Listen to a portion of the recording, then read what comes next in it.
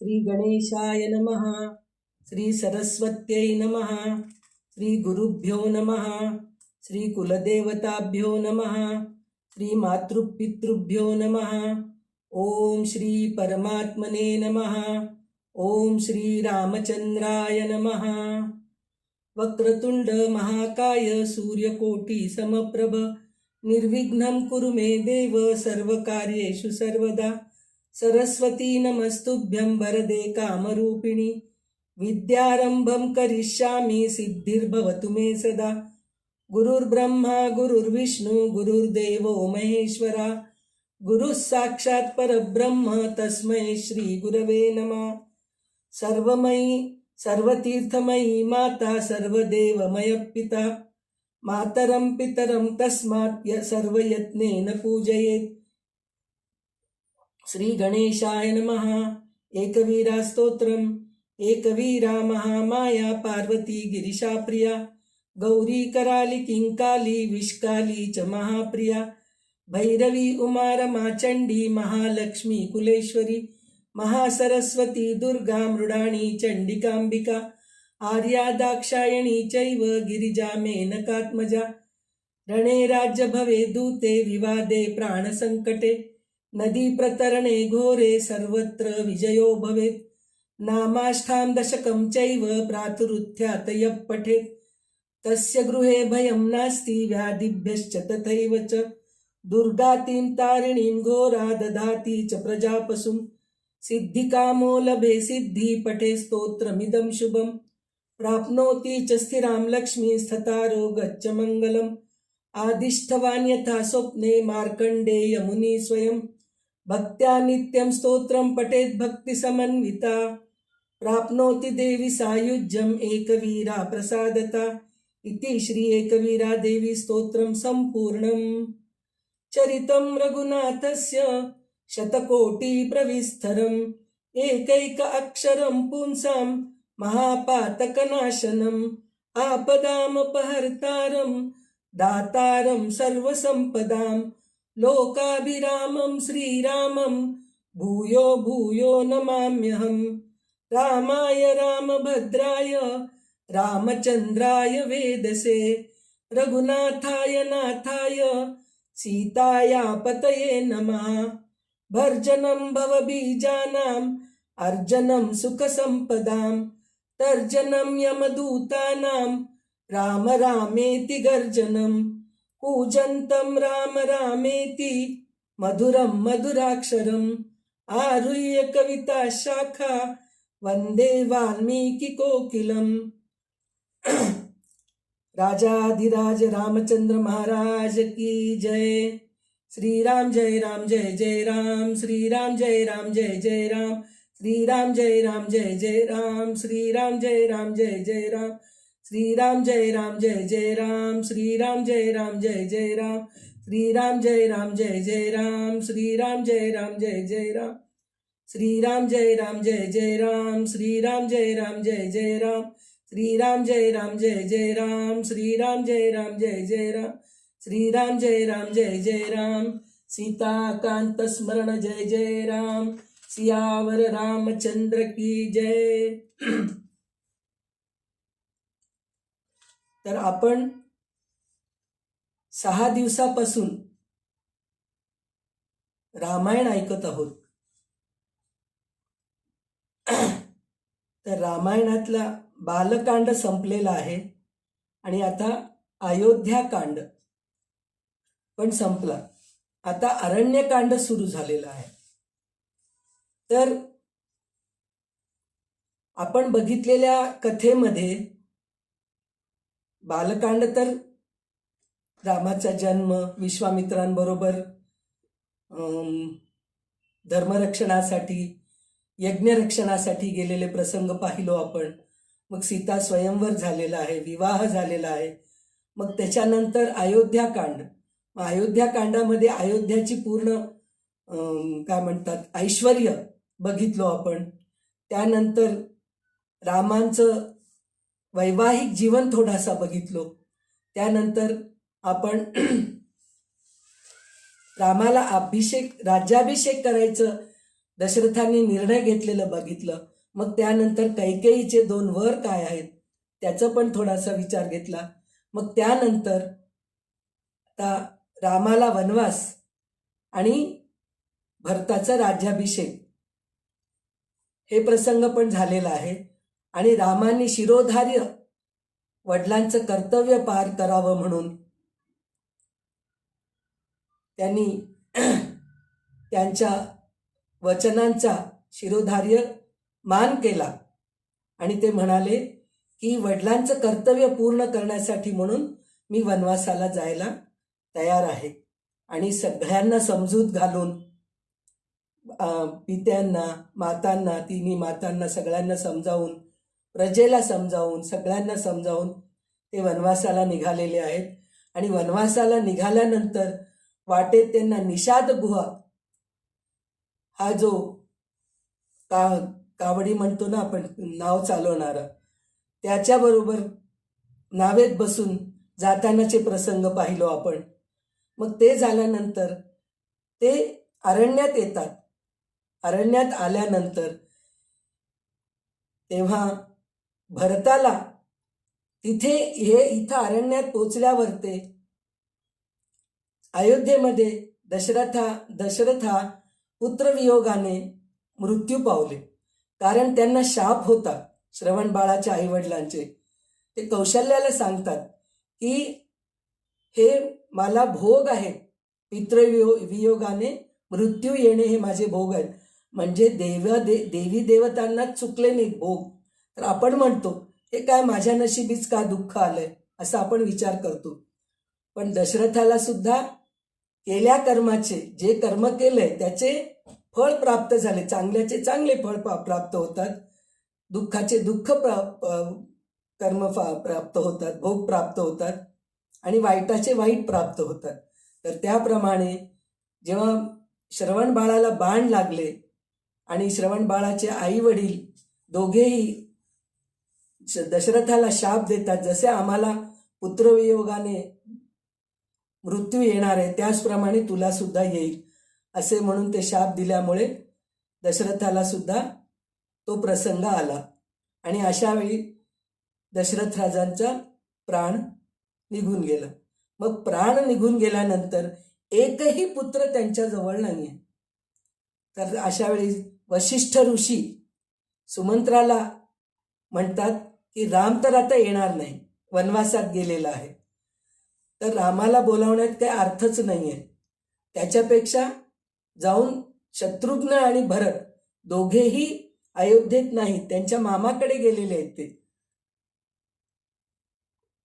कैकेय देशात गेलेले आहेत. तर तिथे जाऊन त्यांना घेऊन या, पण त्यांना ही वार्ता कळवू देऊ नका म्हणून जाताना त्यांना भेटवस्तू देऊन पाठवतात. म्हणजे रिकाम्या हाताने गेले तर ते अशुभ होतं. जर हातात भेटवस्तू काही घेऊन गेलो आपण, कोणाच्या घरी जाताना, कोणाच्या गावी जाताना, कुठं मंदिरात जाताना, तर ते शुभ असतं. तर त्याच्यासाठी म्हणून तिकडल्या कोणालाही कळू नये म्हणून त्यांनी काय करतात, भेटवस्तू देऊन सुमंत्राला पाठवतात. आणि सुमंत्र हा मंत्री असतो, विश्वासू मंत्री असतो. तो जातो आणि भरत शत्रुघ्नाला दोघांना सांगतो की वशिष्ठ ऋषी बोलावत आहेत आणि तुमच्या पित्यांची आज्ञा आहे की तुम्ही अयोध्येत परत यावे. पण भरताला सगळ्या अपशकुन डोळ्यासमोर येत असतात, वाईट स्वप्ने पडत असतात, डावा डोळा फडफडत असतो, असं काही अपशकुन त्यांच्या समोर घडत असतात.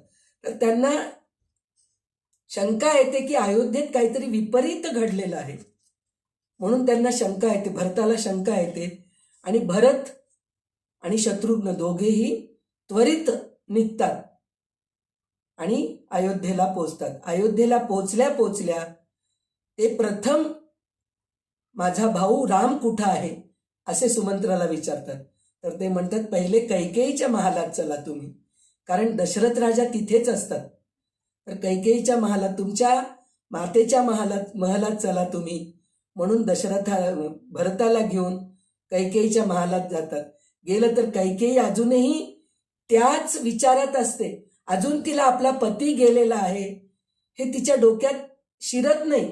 म्हणजे म्हणतात ना, विनाशकाले विपरीत बुद्धी म्हणून तिची बुद्धीच भ्रष्ट झालेली आहे. ती ते म्हणजे ग्रहणच करायला तयार नाहीये की माझ्यामुळे हे सगळं घडतंय, हे तिला कळतच नाहीये.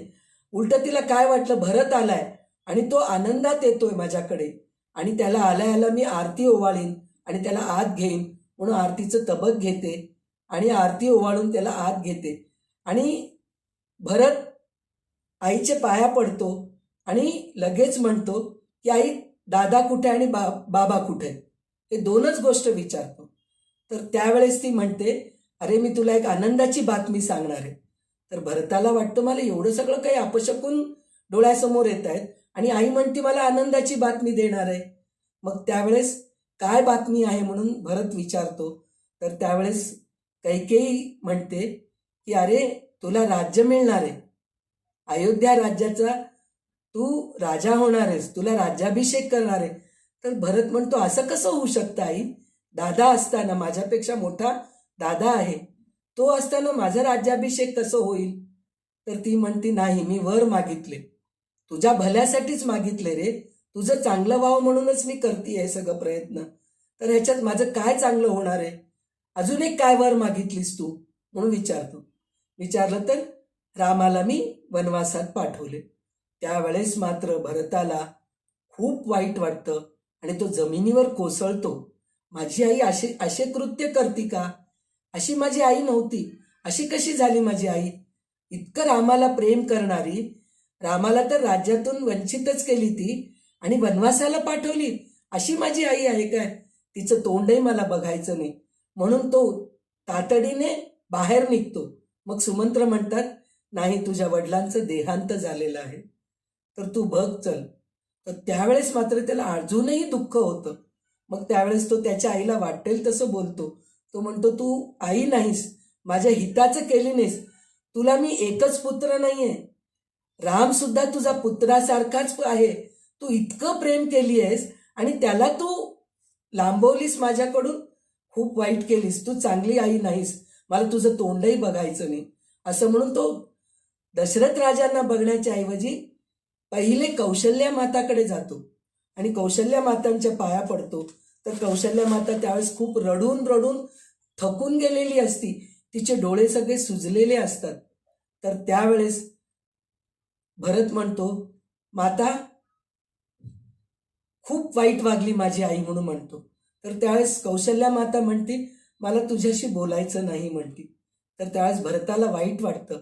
तो म्हणतो, तुला असं वाटत असेल की ह्या सगळ्या प्रसंगामध्ये मी कारणीभूत आहे असं तुला वाटतं का, माझ्या म्हणण्यामुळे होत आहे असं वाटतंय का. जर खरोखरच जर माझ्या मनात जर ही इच्छा असेल तर मला त्याचे भोग मिळेलच, मला त्रास होईल आणि खरोखर मला दादा प्रिय आहे, तर मी आत्ताच अयोध्येतून निघतो, वनवासात जातो, वनात जातो आणि दादाला घेऊन येतो आणि माझ्या वडिलांचा अंत्यविधी दादांच्या अकरवीच करवतो असं म्हणून म्हणतो. तर त्यावेळेस कौशल्येला त्या शंकातून ती दूर होते आणि भरताला कवटाळून घेते, घट्ट मिठी मारते आणि रडायला सुरू करते. तर तो म्हणतो, आई मला माहीत आहे माझ्या आईमुळे तुला खूप त्रास होतोय, पण मी ह्याचं हे करतो, पर्याय काढतो. म्हणून भरताने कौशल्येला नमस्कार करतो. मग इतक्यात वशिष्ठ ऋषी येतात. वशिष्ठ ऋषी येऊन म्हणतात की आता जास्त वेळ घालू नका, पटकन याच्यातून तुम्ही बाहेर निघा आणि दशरथ राजा यांची अंत्यविधी करा. कारण आपल्या धर्मामध्ये, हिंदू धर्मामध्ये असं आहे की पार्थिव शरीर जास्तीत जास्त 4 ते 5 तास ठेवायचे असतात, नंतर त्याचं अंत्यक्रिया करावे लागतात. त्याचे 2-3 कारण आहेत. एक कारण तर त्यांचा आत्मा भटकत राहतो इथेच, त्यांना असं वाटतं की माझं शरीर आहे पण माझं प्राण निघून गेलेलं आहे. मनोमय कोश जे असतं की नाही ते तिथंच फिरत असतं. त्याला वाटतं की मी त्या शरीरामध्ये जाऊ शकत नाही, सगळ्यांचं मी सांत्वना कसं करू, मी इथंच आहे. असं त्यांना वाटत असतं. एक तर कारण ते आहे. दुसरं कारण, शरीराचा वास यायला लागतो, दुर्गंधी यायला लागते, कारण त्याच्यातून सगळे प्राण निघून गेलेलं असतं, अग्नी निघून गेलेलं, सगळे तत्व निघून गेलेले असतात त्याच्यातून. पंचतत्व जे फक्त एक पृथ्वी तत्वच राहिलेलं असतं, ते शरीर जे आहे ना, अन्नमय कोश जे आहे की नाही, ते तसंच तिथं राहिलेलं असतं. मग त्याचा वास वगैरे यायला लागतो. म्हणून आपल्या धर्मामध्ये असं सांगितलेलं आहे की आता आपल्याजवळ फ्रीजर वगैरे आहेत, उपलब्ध आहेत, म्हणून त्याच्यामध्ये आपण पार्थिव शरीर ठेवत असतो. पण ते पण बरोबर नाही आहे. पण आता इलाज नाही, कारण प्रत्येकाचे मुलं परदेशात राहतात, तर त्यामुळे पर्यायच नाही, त्याला ते फ्रीजरमध्ये ठेवावंच लागतं. असं परिस्थिती चाललंय. म्हणून वशिष्ठ ऋषी सांगतात की पार्थिव शरीर जास्त वेळ ठेवू नये. मग ते म्हणतात, आता जे पुरोहित वगैरे आहेत त्यांना सगळ्यांना बोलावतात आणि भरताला सांगतात की आता यांचे अंत्यविधी करा तुम्ही. मग त्यावेळेस वशिष्ठ ऋषी यांच्या, गुरु वशिष्ठ ऋषी यांच्या आणि इतर मंत्र्यांच्या मार्गदर्शनाखाली अंत्यविधी करण्याचा निश्चय करतात. मग गुरुजनांच्या आज्ञेने राजवाड्यातील सेवक महाराजांचे पार्थिव शरीर स्नान घालून चंदन व सुगंधी द्रव्याने अभिषिक्त करतात. त्यांना राजेशोभेचे प्रमाणे दिव्य वस्त्रांनी अलंकृत करतात. सर्व मंत्री, पुरोहित आणि नगरवासी दुःखमग्न होऊन त्या पार्थिव शरीराचे दर्शन घेण्यासाठी म्हणून येत असतात. त्यानंतर मोठ्या शोकमय वातावरणात अंत्ययात्रा सुरू होते. पुढे वेदपठन करणारे ब्राह्मण, गुरु वशिष्ठ, मंत्रीगण आणि अश्रूंनी व्याकुळ झालेले भरत शत्रुघ्न चालत जातात. संपूर्ण अयोध्या नगरी या दुःखद यात्रेत सहभागी झालेली असते आणि नदीकाठी पोचल्यावर विधीपूर्वक चिता तयार करण्यात येते. नंतर भरताने अत्यंत दुःखाने पित्याच्या पार्थिवाला अंतिम प्रणाम करतात आणि म्हणतो की पिताश्री, तुमचा आशीर्वाद सदैव माझ्यावर राहो, असे म्हणत त्याने अश्रूने भरलेले डोळ्याने अग्निदान देतो. मग त्यानंतर चिता प्रज्वलित झाली आणि अग्निज्वाळामध्ये महाराज दशरथांचे पार्थिव विलीन होऊन गेले. ते दृश्य पाहून सर्वांच्या हृदयात वेदना उसळली. भरत आणि शत्रुघ्न दोघेही व्याकुळ होऊन रडू लागले. अंत्यविधी झाल्यानंतर आवश्यक ती क्रिया, श्राद्ध आणि तर्पण विधी गुरुजनांच्या मार्गदर्शनाखाली पार पडण्यात आले. भरताने अत्यंत श्रद्धेने सर्व विधी पूर्ण केले, ज्यामुळे पित्याच्या आत्म्यास शांती मिळावी अशी त्याची मनोमन प्रार्थना होती. अशा प्रकारे राजर्षी दशरथांचा अंत्यविधी अत्यंत विधीपूर्वक आणि शोकपूर्ण वातावरणामध्ये पार पडले. त्यानंतर राजा दशरथाचा अंत्यसंस्कारानंतर भरत आणि शत्रुघ्न अत्यंत दुःखमग्न झाले. पित्यांच्या चितेच्या ज्वाळा शांत झाल्यावर विधीप्रमाणे त्यांनी अस्थीचा संचय केला. भरताने अत्यंत श्रद्धेने त्या अस्थी गोळा केल्या आणि पुढील सर्व विधी वशिष्ठांच्या मार्गदर्शनाखाली पार पाडण्यात आला. यानंतर 13व्या 14व्या दिवसापर्यंत सर्व क्रियाकर्म अत्यंत विधीपूर्वक करण्यात आले. दररोज ब्राह्मणांना आदराने आमंत्रित करून त्यांना भोजन घातले जात होते. दान, धर्म, तर्पण, श्राद्ध या सर्व विधीमध्ये भरत आणि शत्रुघ्न पूर्ण मनोभावे सहभागी होते. त्यांची एकच भावना होती, पिताश्रींच्या आत्म्याला शांती लाभो, ही एकच त्यांची इच्छा होती. आणि त्यानंतर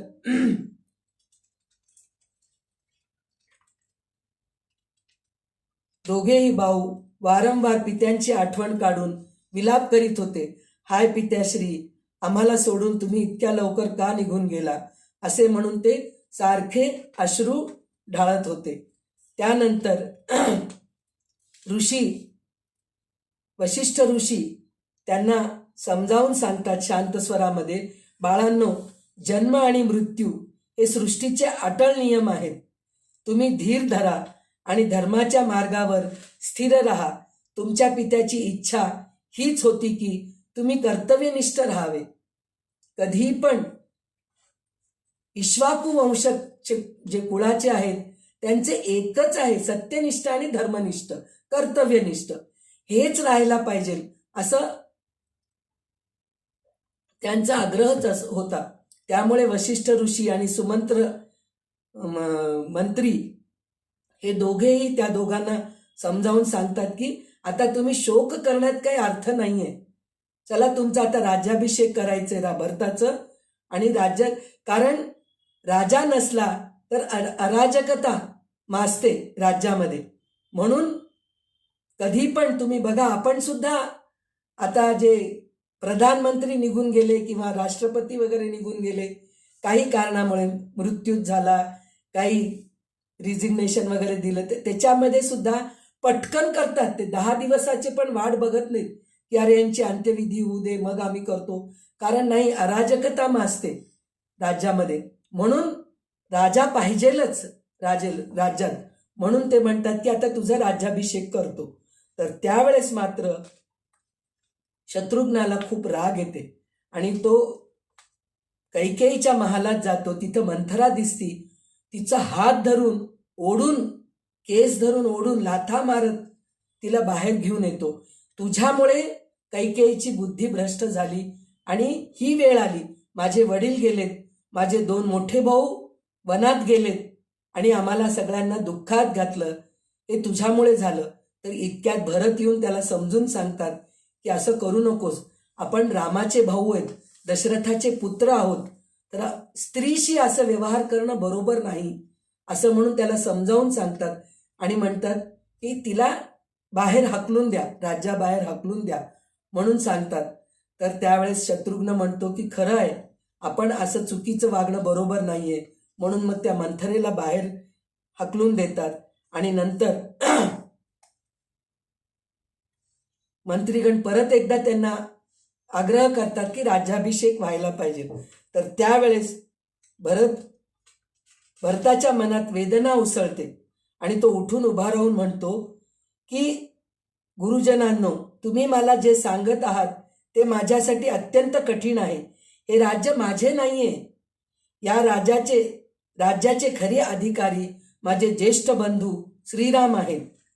माझ्या आईच्या चुकीमुळे हा अनर्थ घडला, पण मी त्या अधर्माला भागीदार होणार नाही.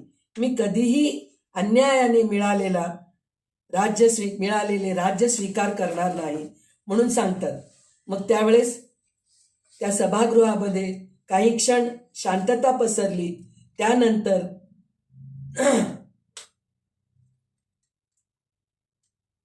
भरत म्हणतो की मी त्वरित वनात जाईन, रामांना परत आणीन आणि त्यांच्याच राज्याभिषेक करेन. तेच अयोध्येचे खरे राजे आहेत. मी त्यांचा सेवकच राहीन असं म्हणून तो म्हणतो. मग त्यानंतर भरत वनप्रस्थानासाठी म्हणून तयार होतो आणि त्याच्यासोबत शत्रुघ्न, मंत्रीगण, गुरुजन आणि अनेक अयोध्यावासी निघण्यास सज्ज झाले. सर्वांच्या मनात एकच ध्यास होता, श्रीरामांना परत अयोध्येला आणायचे. असे म्हणून भरत शत्रुघ्न रामांना परत आणण्यासाठी म्हणून वनप्रस्थान करतात. आणि त्यावेळेस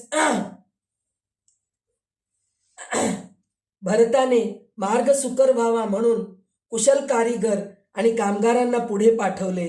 त्यांनी हातात विविध उपकरणे घेतली आणि पुढे जाऊन ओबडधोबड रस्ते सरळ करू लागले. मार्गात येणारी झाडे झुडपे, दगड हलवून त्यांनी रस्ता स्वच्छ केली. जिथे पाण्याची सोय नव्हती तिथे स्वच्छ पाण्याची तळी आणि सरोवरे निर्माण केले, जेणेकरून सर्वांना प्रवासात त्रास होऊ नये, हेच त्यांचे विचार होते. त्यानंतर अयोध्येत पहाटेच्या वेळी मंगलवाद्ये वाजू लागली. नगरवासियांच्या मनात असा समज झाला की आता दुःखाचे दिवस गेले आणि भरताचा राज्याभिषेक होणार आहे असं वाटलं त्यांना. तर त्यावेळेस भरताने आज्ञा केली की हे वाद्य बंद करा, माझ्या भावाशिवाय मला कोणताही उत्सव मान्य नाही म्हणून तो म्हणतो. म्हणल्यानंतर ते अयोध्येला वनात निघतात. प्रवास करत करत ते शृंगवेपूर येथे पोचले आणि तेथे रात्रीचा मुक्काम केला आणि निषाद गुहाला अशी शंका आली की भरत सैन्यासह युद्धासाठी येत आहे. आता इथे गैरसमजच होत असतं. तर युद्धासाठी येते, आपल्या प्रजेच्या रक्षणासाठी त्याने युद्धाची तयारी केली. पण जेव्हा त्याला खरी गोष्ट कळाली की भरत प्रेमाने श्रीरामांना परत आणण्यासाठी येत आहे, तेव्हा त्याचे हृदय आनंदाने भरून आले. तो त्वरित भेटवस्तू घेऊन भरताच्या स्वागतासाठी गेला आणि त्याला आतिथ्य स्वीकारण्याची विनंती केली. यानंतर गुहा आणि भरत यांचा संवाद झाला. गुहाने श्रीराम आणि सीता आणि लक्ष्मण यांच्या वनातील जीवनाचे वर्णन केले. त्याने सांगितले की ते तिघेही वल्कल परिधान करून कुशाच्या शय्येवर झोपतात आणि अत्यंत साधे जीवन जगत आहात. हे ऐकून भरत आणि शत्रुघ्न यांच्या डोळ्यात अश्रू आले.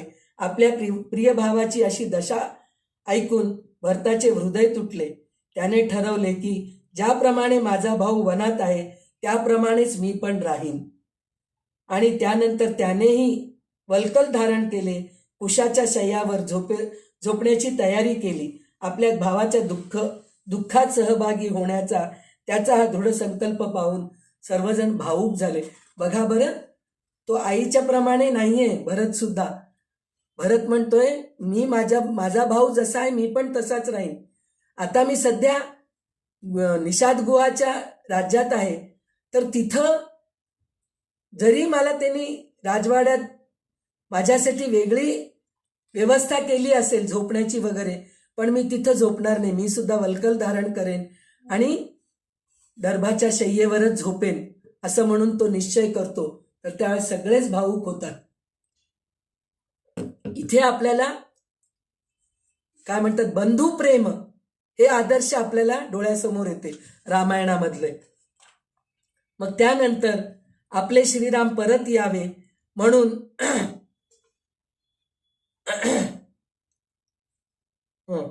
मग त्यानंतर शृंगवेपूर येथे भरत, शत्रुघ्न, गुरुजन मंडळी आणि असंख्य नगरवासी यांनी रात्री तिथेच राहण्याचा निश्चय केला. नंतर पहाटेचा मंगल काळ उजाडला. त्यावेळेस गंगेच्या पवित्र प्रवाहाकडे पाहून भरताने नम्र प्रार्थना केली आणि श्रीरामाच्या यशस्वी भेटीसाठी म्हणून आशीर्वाद मागितला नदीला. निषाद गुहाच्या साहाय्याने सर्वांनी गंगा नदी पार केली. त्यानंतर भरद्वाज मुनीच्या आश्रमाकडे प्रस्थान करू लागले. मार्गात सर्वजण शांतपणे चालत होते. प्रत्येकाच्या मनात श्रीरामांविषयी प्रेम आदर भरलेला होता.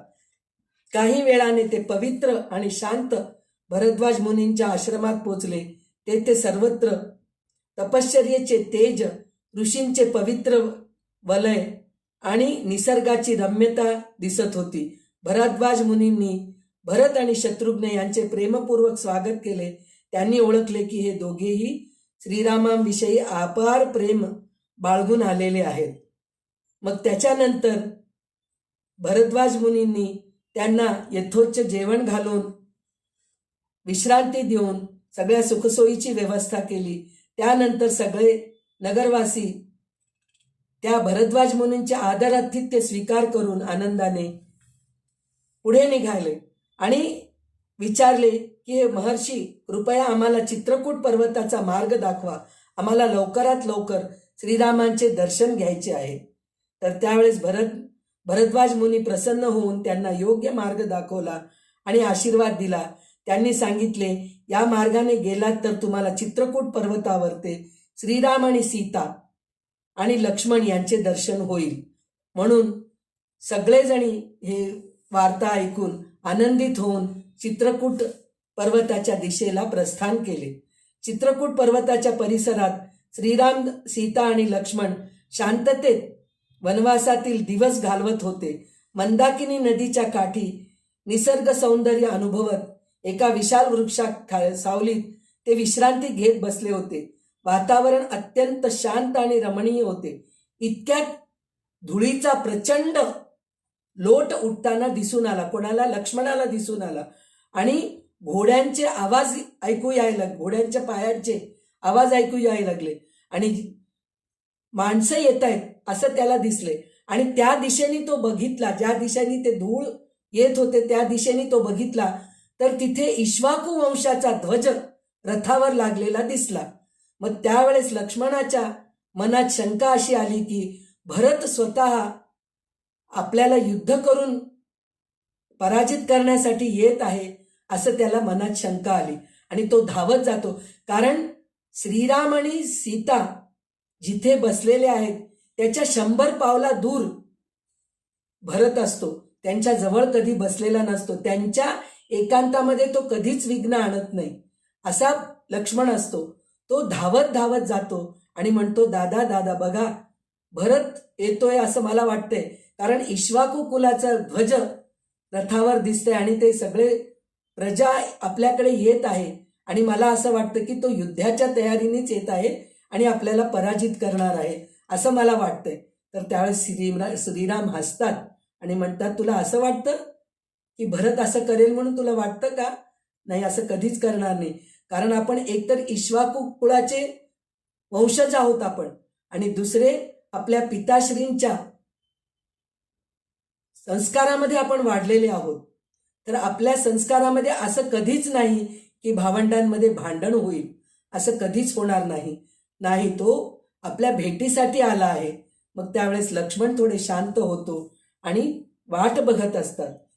आणि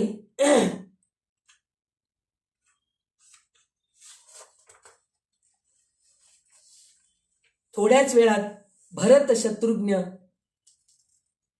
त्यांची विशाल सेना चित्रकूटात पोहोचली. भरताच्या नजरेस जेव्हा श्रीराम पडले तेव्हा तो स्वतःला आवरू शकला नाही. तो धावतच श्रीरामांच्या चरणी पडला आणि अश्रूंनी त्यांच्या पायांना ओले करू लागला. शत्रुघ्नही त्याचप्रमाणे भावूक झाला आणि श्रीरामांच्या चरणी लोटांगण घातले. दोघांच्याही डोळ्यातून अश्रूंचा पूर वाहत होता. श्रीरामांनी प्रेमाने त्यांना उचलले आणि दोघांना घट्ट मिठी मारली.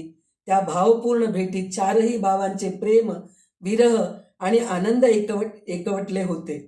वातावरण अत्यंत भावूक झाले होते. जणू चित्रकूट पर्वतही त्या प्रेमळ मिलनाची साक्षीदार बनला होता. त्यानंतर श्रीरामांनी भरताला अत्यंत प्रेमाने आपल्या जवळ बसवून घेतले. त्याच्या मुखकमलाकडे पाहत त्यांनी प्रथम त्याची आणि अयोध्येची कुशल विचारपूस केली. अयोध्येतील सर्व प्रजाजन सुखरूप आहेत ना? माता कौशल्या, माता सुमित्रा, माता कैकेयी यांची प्रकृती कशी आहे असे म्हणून ते विचारतात. त्यानंतर गंभीर स्वरात, भरता आपले पिताश्री आता वृद्ध झाले आहेत. माझ्या वनवासामुळे त्यांना अत्यंत दुःख झाले आहेत. अशा परिस्थितीत त्यांना एकटे सोडून तू इथे येणे योग्य नव्हते. पितांच्या या दुःखद अवस्थेत तू त्यांच्याजवळ राहून त्यांना धीर देणे, त्यांची सेवा करणे हेच तुझे प्रथम कर्तव्य होते असं म्हणून राम त्याला म्हणतात. तर पुढे तू राजाचा अधिकारी आहेस. अयोध्या ही केवळ एक नगरी नाही, ती आपल्या पूर्वजांची पवित्र भूमी आहे. या भूमीत अनेक महान धर्मनिष्ठ राजे राज्य करून गेले आहेत. त्यांनी आपल्या कर्तृत्वाने आणि न्यायाने या नगरीचा गौरव वाढविला आहे. अशा पुण्यभूमीचे रक्षण करणे, तिचे पालन पोषण करणे आणि प्रजेचे हित जपणे हेच तुझे धर्म आहे. हे सगळं सोडून तू आलास कशाला असं म्हणून ते विचारतात. तर त्यावेळेस पुन्हा एकदा राम विचारतात, भरतायुस हे सर्व कर्तव्य सोडून येथे का आलास? अयोध्येचा भार, प्रजेची जबाबदारी आणि मात्या पित्याची सेवा ही तुझ्यावर सोपवलेली आहे. त्या सर्व गोष्टीचा विचार करून तू निर्णय घ्यायचा होतास म्हणून म्हणतात. मग भरत हे सगळं ऐकून गंभीर आणि दुःखद अंतःकरणाने बोलतो की भगवान, मी आपल्याला वनात येण्याचे कारण विचारले, आपल्या दुःखद परिस्थितीची आणि पित्याच्या अस्वस्थतेची पूर्ण माहिती घेतली. आता मला अत्यंत दुःखद वार्ता सांगावी लागत आहे. ते असे की आपले पिताश्री महाराज दशरथ दिवंगत झाले आहेत म्हणून सांगतो. इतका वेळ तो शांत बसलेला असतो, मग आता तो सांगतो की आपले पिता दिवंगत झालेले आहेत म्हणून सांगतो. भरताच्या मुखातून हे शब्द बाहेर पडतात. वनातील वातावरण शून्य आणि गंभीर बनले. त्याने हात जोडून डोळ्यात पाणी येत श्रीरामांकडे पाहिले आणि नम्रतेने विनंती केली, भगवान, आपण कृपया अयोध्येला परत या. आपल्याशिवाय आई वडील, अयोध्येतील प्रजा या सर्वांना दुःख सहन करावे लागेल. आपल्याला आपल्या राज्याभिषेकासाठी आणि अयोध्येच्या सुखासाठी आपण तत्काळ परत जावे, हीच माझी प्रार्थना आहे, असे म्हणून म्हणतो भरत म्हणतो. तर श्रीराम, सीता आणि लक्ष्मण हे सर्व ऐकून अति दुःख झाले त्यांना. पिताश्री महाराज दशरथ यांच्या दिवंगत झाल्याची वार्ता ऐकल्यानंतर त्यांचे हृदय खिन्नतेने भरून आले. अयोध्येतील स्वर्गीय पिताश्रींच्या स्मरणाने आणि त्यांच्या अनुपस्थितीच्या वेदनेने श्रीरामांच्या नयनातून अश्रू गळू लागले. तिघही जण वनात एकत्र बसले. हळहळ आणि विलाप सुरू झाला. श्रीराम स्वतःला रोखू शकले नाहीत आणि त्यांच्या हृदयातून मनापासून दुःखाच्या स्वरांनी विलाप उमटले. सीतेने पतीच्या दुःखात सहभागी होऊन हळूच त्यांचे हृदय शांत करण्याचा प्रयत्न केला, परंतु त्यांच्या हृदयातील वेदना सहज शांत होऊ शकल्या नाहीत. लक्ष्मणही आपल्या मोठ्या भावाचे दुःख वाटून घेत होता. त्याचे अश्रू मनाची हळहळ स्पष्ट करत होती. त्याच्यानंतर परत भरत विनंती करतोय, भाऊ, आता आपल्या पिताश्रीचा देहांत झाला आहे. आता तुम्ही अयोध्येत परत येऊन राज्य सांभाळावे हे मला वाटते. तुम्ही परत या आणि आपल्या हक्काचा राज्याभिषेक स्वीकारा म्हणून सांगतात. तर त्यावेळेस परत एकदा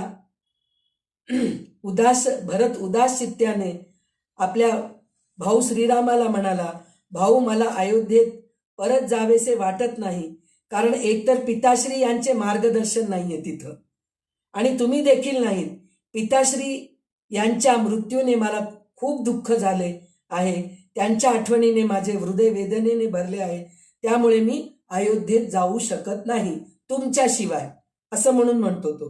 तर त्यावेळेस राम थोडे शांत होऊन म्हणतात, भरत, हे समजून घ्यायला हवे, प्रत्येक जीवाच्या शरीराला जन्म मिळतो, ते वृद्ध होत असतात, शेवटी त्यांचा अंत होतो. हे शरीर नश्वर आहे, परंतु आत्मा अमर आहे, नित्य आहे. पिताश्रीचे देह नश्वर झाले असले तरी त्यांचा आत्मा सदैव आहे. त्यांच्या आत्म्याचे स्मरण करून तू दुःख न मानता त्यांचा आदर आणि धर्मपालन करणे हेच तुझे खरे कर्तव्य आहे. आणि ते त्याला उपदेश करतात. ते म्हणतात की देहिनोस्मिन, म्हणजे हे गीतेमध्ये आहे, देहिनोस्मिन यथा देहे कौमारम यौवनम जरा तथा देहांतर प्राप्तीर धीरस्तत्र न मुह्यते, असे म्हणून सांगतात. आणि वासांशी जीर्णानी यथा विहाय नवानी गुण्हाती नरोपराणी तथा शरीराणी विहाय जीर्णान अन्यानी संयाती नवानी देही नैनं छिंदन्ति शस्त्राणी नैनं दहति पावकः न चैनं क्लेदयन्त्यापो न शोषयति पारुतः, असं म्हणून राम त्याला समजावून सांगतात. ते म्हणतात की ज्याप्रमाणे देहधारी जीवात्म्याला बाल्य, तारुण्य व वृद्धत्व, जरा म्हणजे माथारपण या अवस्था प्राप्त होतात, त्याचप्रमाणे मृत्यूनंतर जीवात्म्याला पण दुसरे शरीर प्राप्त होते. म्हणून ज्ञानी लोक व धैर्यवान पुरुष मोह पावत नाहीत, गोंधळून जात नाहीत. जसे जुने कपडे टाकून नवीन कपडे धारण करतो शरीर, त्याचप्रमाणे आत्मा सुद्धा या शरीरातून दुसऱ्या शरीरात जातो. त्याचा शोक करण्याचा अर्थ नाही, असे म्हणून समजावून सांगतात. नंतर म्हणतात की या आत्म्याला शस्त्रे कापू शकत नाहीत, अग्नी जाळू शकत नाही, पाणी भिजवू शकत नाही आणि वारा वाळवू शकत नाही. मग त्यावेळेस भरताने डोळे बंद करून शांतपणे ऐकले. पुढे रामांनी सांगितले की भरत, दुःख मानणे नैसर्गिक आहे, पण शरीर हे नश्वर आहे हे लक्षात ठेव. आत्मा सत्य आहे. जर तू हे आत्मसात केलेस तर तू दुःखातही धैर्य ठेवशील आणि योग्य निर्णय घेशील. काही काही लोक पहा, हे समजत नाही त्यांना की शरीर हे नश्वर आहे, आत्मा अमर आहे, हे कळत नाही. त्याचं कारण असं आहे की हे सगळं काही जे आपल्याला गीतेमध्ये सांगितलेले, रामायणामध्ये सांगितलेले, भागवतामध्ये सांगितलेले, प्रत्येक उपनिषदांमध्ये सांगितलेले असे ग्रंथ कधी हातातच घेतले नाहीत आणि असे ग्रंथांचं श्रवण सुद्धा केले नाहीत. तर त्या लोकांना हे दुःख सहन होत नाही आणि त्याचं काहीतरी विपरीत करून घ्यायला जातात, बेहोशच पडून जातात. नाही, सत्य आहे, परिस्थिती अशी असते की आपला जो माणूस जवळचा इतक्या वर्षापासून आपल्या सहवासात आहे आणि एकदम त्याच्या शरीरातून प्राण निघून गेले, हे दुःख होणारच आहे, हे साहजिकच आहे, हे स्वभावच आहे माणसाचं. पण त्याचा अतिशय शोक करण्यात अर्थ नाहीये. हेच आपल्याला हे ग्रंथ शिकवत असतात. रामायण, महाभारत, भागवत अशा सगळ्या ज्या गोष्टी आपण ग्रंथ वाचतो, ऐकतो, श्रवण करतो, त्याच्याने आपल्याला धैर्य येते. आणि सगळ्यात महत्वाची गोष्ट म्हणजे भीती जाते. भीती जाते म्हणजे कोणालाही मी भीत नाही, मोठ्यांना पण भीत नाही, आदर करत नाही. भीती वेगळं, आदर वेगळं. आदर करणं हे महत्वाचं आहे, पण भिवून राहणं हे चुकीचं आहे. काय म्हणतात, भिणाऱ्याच्या मागे भूत्या म्हणतो की नाही आपण, तसं होतं मग. तर त्याच्यासाठी म्हणून अजून एक गोष्ट असं असते की जेव्हा आपण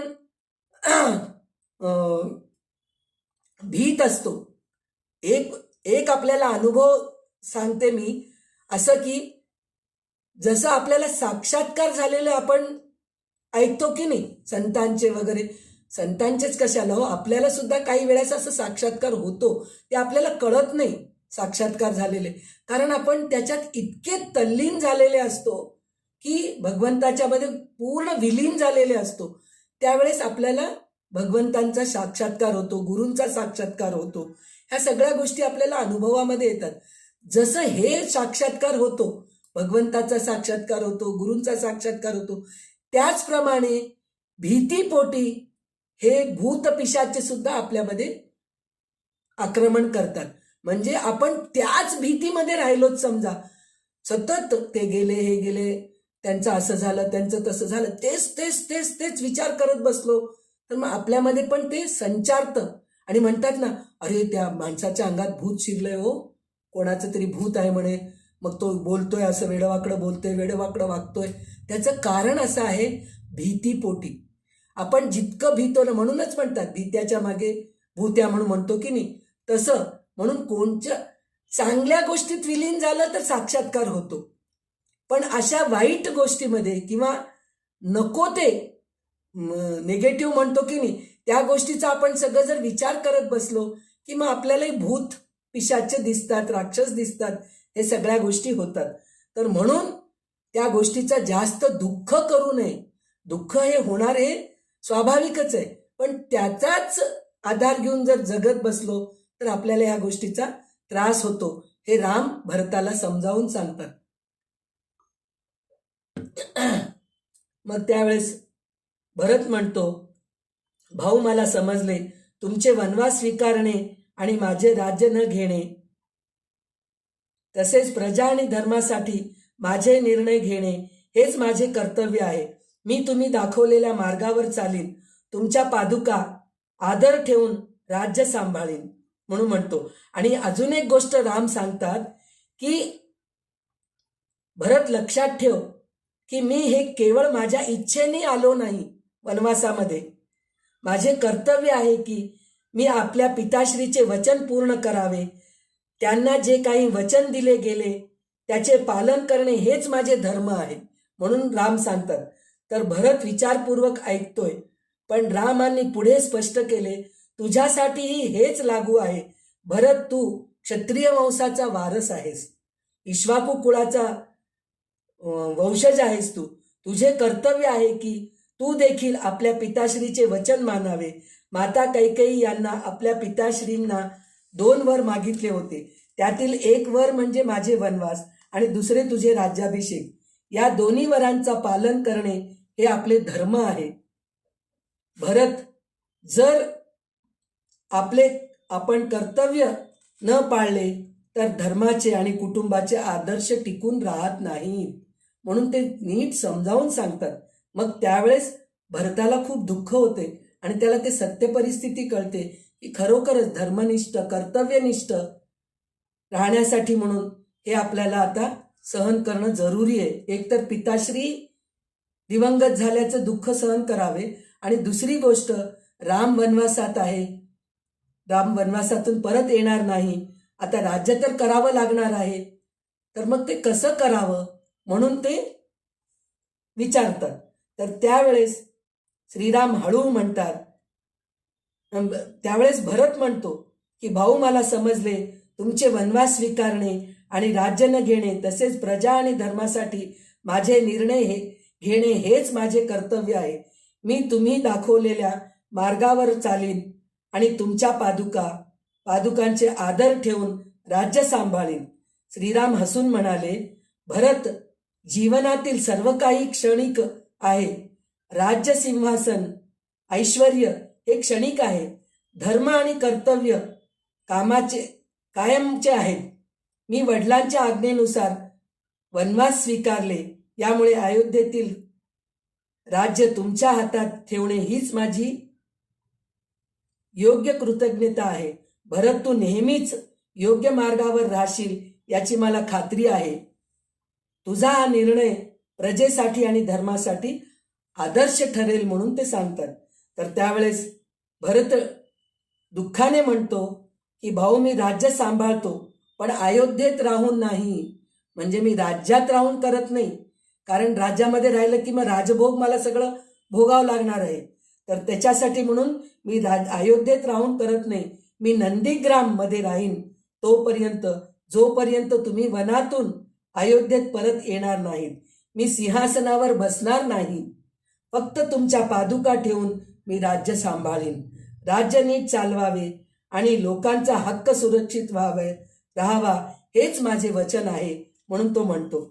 आणि भरताने रामाला अजून कठोर शब्दामध्ये म्हणतो की भाऊ, तुम्हालाही माझे एक वचन द्यावे लागेल, मला एक वचन द्यावे लागेल. वनवासाची 14 वर्षे पूर्ण झाली की तुम्ही वहिनी आणि भाऊ लक्ष्मणासहित अयोध्येत परत याल. जर तुम्ही 14 वर्षाच्या एका दिवसाचाही पण उशीर केला तर माझ्या प्राणांना काहीही म्हणता येणार नाही. मी प्राण त्याग करीन असं म्हणून भरत वचन विचारतो. तर श्रीराम भावाला पाहत म्हणतात की भरत, तुझे मन खरे धर्मप्रिय आहे. मी निश्चितपणे 14 वर्षांनी अयोध्येत परत येईन. माझ्या अनुपस्थितीत राज्य नीट सांभाळ, लोकांचे हित राख आणि धर्माचे पालन कर. तुझा हा समर्पण आणि प्रामाणिकपणा खरा रघुकुल धर्म आहे म्हणून सांगितले. त्यानंतर भरत श्रीरामांजवळ प्रार्थना करतात की मला आता तुम्ही उपदेश द्या, राज्य कसा करू त्याच्यासाठी म्हणून. तर एक रामदास स्वामींचं चौपदी आहे, ते झाल्यानंतर विजयाताई रामांनी भरताला जे उपदेश दिले त्याच्याबद्दल एक छान भजन गाणं आहे, तर ते प्रस्तुत करणार आहेत. तर पहिले आपण हे चौपदी ऐकूया. कोमळ वाचा दे रे राम, विमल करणी दे रे राम, प्रसंग ओळखी दे रे राम, धूर्त कळा मज दे रे राम, हितकारक ते दे रे राम, जन सुखकारक दे रे राम, अंतरिपारखी दे रे राम, बहुजन मैत्री दे रे राम, विद्या वैभव दे रे राम, उदासीनता दे रे राम, मागो नेणे दे रे राम, मज न कळे ते दे रे राम, तुझी आवडी दे रे राम, दास म्हणे मज दे रे राम, पावन भिक्षा दे रे राम, दीन दयाळा दे रे राम, अभेद भक्ती दे रे राम, आत्मनिवेदन दे रे राम, तद्रुपता मज दे रे राम, अर्थारोहण दे रे राम, सज्जन संगती दे रे राम, अलिप्तपण मज दे रे राम, ब्रह्म अनुभव दे रे राम, अनन्य सेवा दे रे राम, मज विण तू मज दे रे राम, दास म्हणे रे दे रे राम. श्रीराम जय राम जय जय राम, श्रीराम जय राम जय जय राम, असं भरत विनंती करतात रामाला. आणि तेव्हा राम जे बोलून दाखवतात त्या भजनामध्ये विजयाताई व्यक्त करून दाखवणार आहेत. विजयाताई सुरू कर.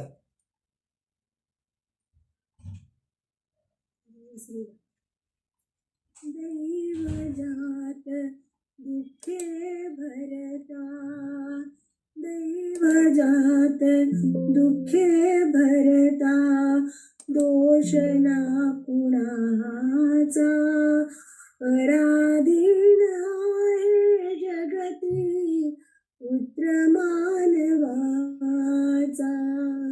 दोष ना कुणाचा. माय कैकईना दोषी नव्हे दोषिता, राजत्याग प्राणयात्रा सर्व कर्म जात.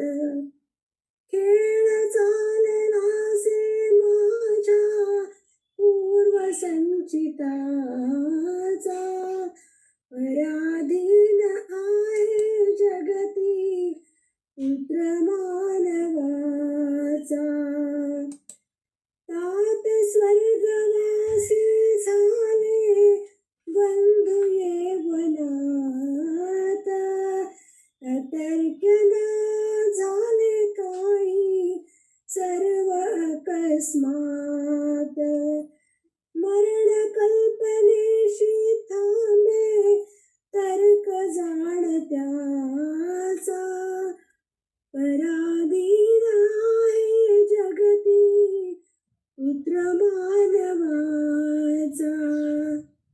दोन ओंठ त्याची होते सागरात भेट, एक लाट तोडी दोघा पुन्हा नाही गाठ. क्षणिक ते आहे बाळा वेळ माणसाचा, पराधीन आहे जगती पुत्र मानवाचा. नको आग्रह तू मजसी परतवू सवेथा, पितृवचन पाळू दोघे होऊ दे कृतार्थ. मुकुट वेश दारुण कैशी वेश तापसाचा, पराधीन आहे जगती पुत्र मानवाचा. संपला विनाही वर्षे दशोत्तरी चार, अयोध्येस नाही येणे सत्य हे त्रिवार. सत्य हे त्रिवार, सत्य हे त्रिवार. तूच एक स्वामी आता राज्य संपदेचा, पराधीन आहे जगती पुत्र मानवाचा. पुन्हा नका येऊ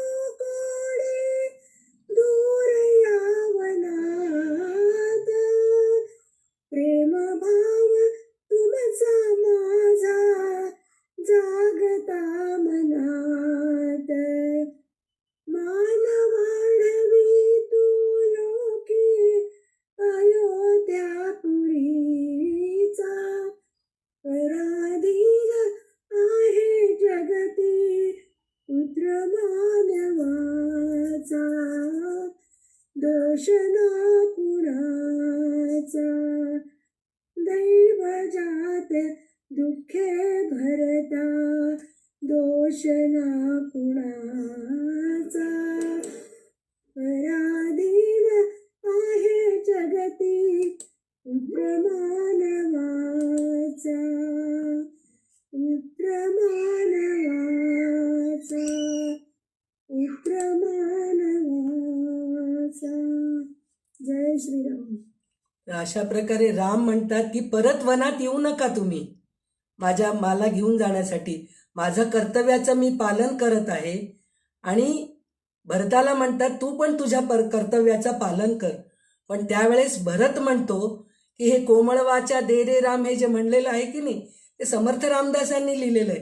पण प्रत्यक्षात भरत रामांना विनंती करतात की हे प्रभू मला राजधर्म, समाजधर्म आणि आत्मधर्म याचा उपदेश करा म्हणून सांगतात. तेव्हा श्रीराम भरताला राज्यकारभार, प्रजापालन, धर्म, नीती, संयम आणि जीवनतत्व याचे 8 गूढ ज्ञान सांगतात. ते 8 गूढ कोणचे ज्ञान आहेत हे आपल्याला कळून घ्यायला पाहिजे. कारण राज्य करणं हे सोपं नाहीये. आणि रामाला हे सगळं काही ज्ञात होतं. कारण वडिलांचे संस्कार एक आहेत आणि त्यांचं ग्रहण करायची शक्ती ते स्वतः ग्रहण केलेले आहेत. ते आपल्या भावांना सुद्धा समजावून सांगण्यासाठी म्हणून ते 8 गूढ विद्यांचं उपदेश करतात. ते कोणचे आहेत म्हणून म्हटलं तर सर्वात प्रथम जे आहे एकत्व, एकच. पहिला नंबरचा जो आहे एकत्व म्हणजे राजाने प्रथम स्वतःचे मन, बुद्धी आणि आत्मा स्थिर ठेवायला पाहिजे. एकच ध्येय राहायला पाहिजे की प्रजेचे कल्याण व्हायला पाहिजे, असं वागायला पाहिजे राजाने. त्याच्यानंतर द्वैत आहे. 2 जे आहे ना ते द्वैत म्हणून सांगितलेले. 2 गोष्टींचा समतोल राखावा लागतो. कोणत्या 2 गोष्टींचा?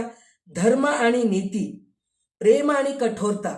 म्हणजे धर्माने कसं वागायला पाहिजे, नीतीने कसं राहायला पाहिजे, प्रेमाने कसं राहायला पाहिजे, कठोरता कुठं वापरायला पाहिजे हे पण पाहिजे. आणि राजा आणि प्रजा यांच्यात प्रेम राहायला पाहिजे. हे दोन्ही एकत्र राहायला पाहिजे. म्हणजे राजा आणि प्रजामध्ये प्रेम राहायला पाहिजे. त्याच्यानंतर त्यांनी विविध विद्या म्हणून शिकवलंय. ते राजांचे 2 मुख्य विद्यांचा अभ्यास करावा. 2 कोणचे विद्या आहेत? त्रयी विद्या आणि वार्ता विद्या म्हणून सांगितलेले. त्रयी विद्या म्हणजे यजुर्वेद, ऋग्वेद आणि सामवेद यांचे अध्ययन करावे. धर्म, यज्ञ, संस्कार आणि सत्य याचा आधार समजून घ्यावा म्हणून समजून सांगितलंय. त्याच्यानंतर वार्ता म्हणून जे सांगितलेत की नाही त्याच्यामध्ये काय म्हणतात ते कृषी म्हणजे शेतकरींना मान द्या.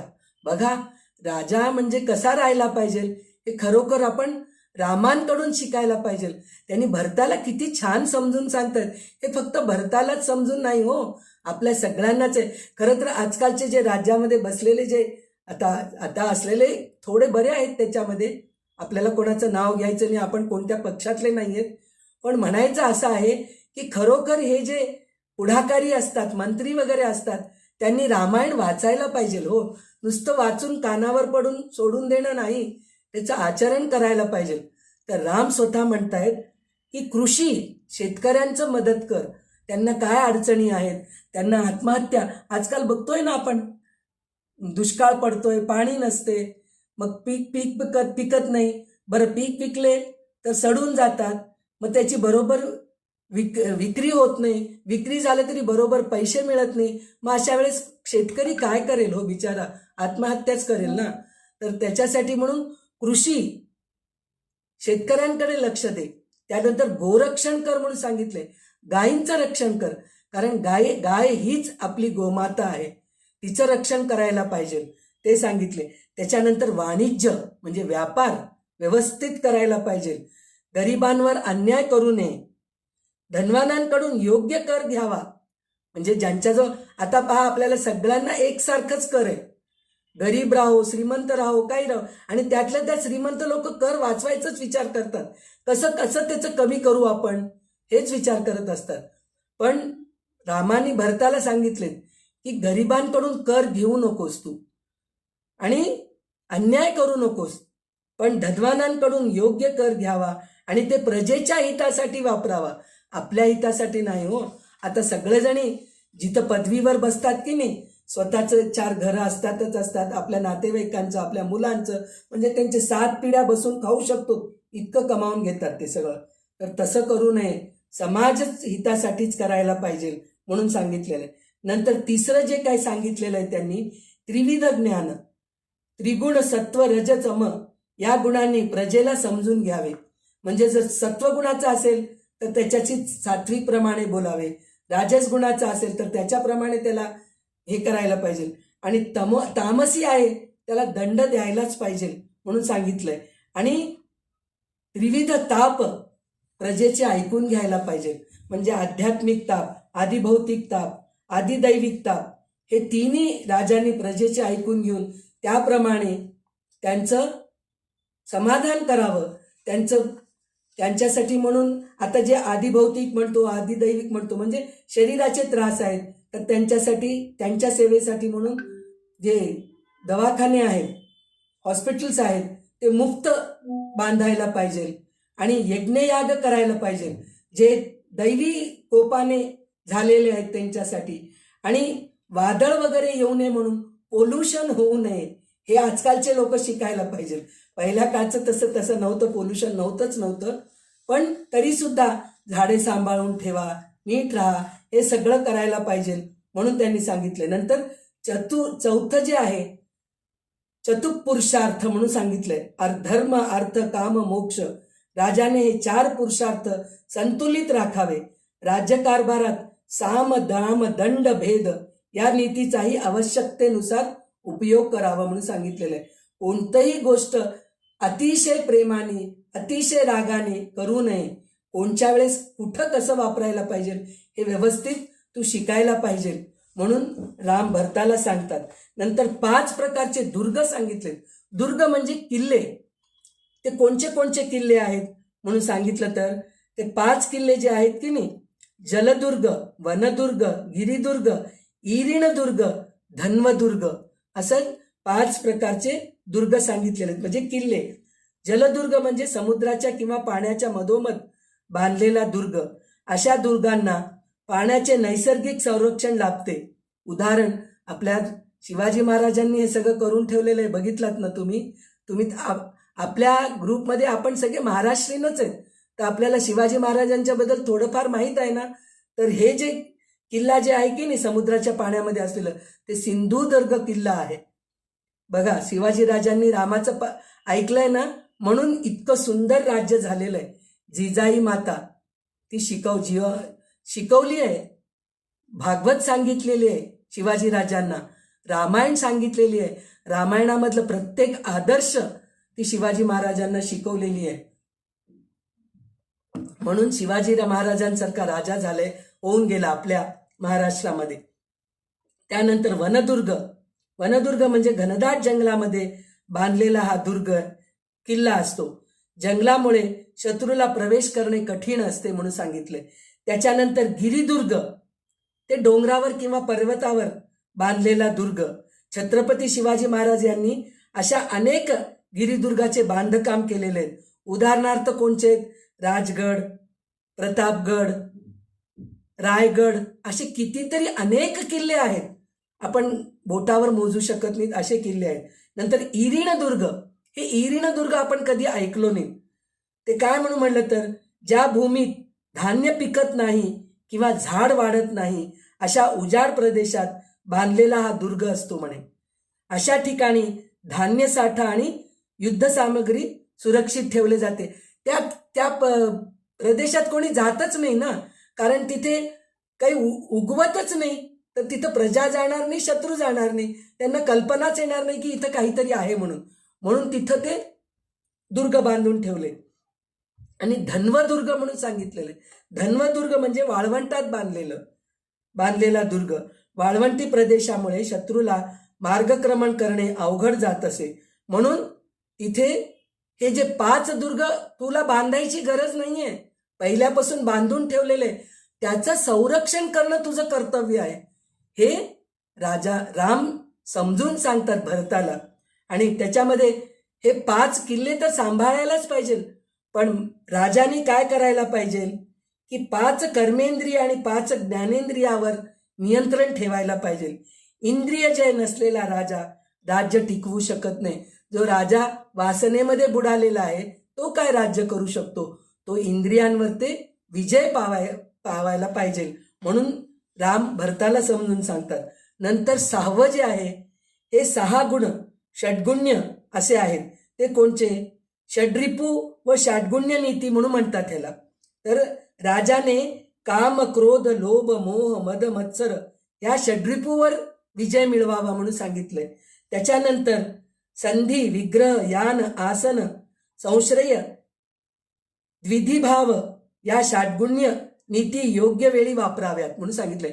तर ते कोणचे नीती आहेत म्हणून म्हटलं तर सगळ्यात पहिला नीती 6 नीतीमधलं संधी, शत्रूसोबत तह किंवा मैत्री करावं. वेळ प्रसंग आला तर शत्रूसोबत मैत्री करूनही राहू शकतो आपण. विग्रह म्हणून सांगितलंय आवश्यकतेनुसार युद्ध करायला पाहिजे. म्हणजे जर समोरचा शत्रू बलाढ्य झालाय, खूप त्रास देतोय आपल्याला, मग ते युद्ध करून त्याचं नाश करणं हेच राजाचं कर्तव्य आहे म्हणून सांगितलंय. यान म्हणून एक सांगितलंय नीती.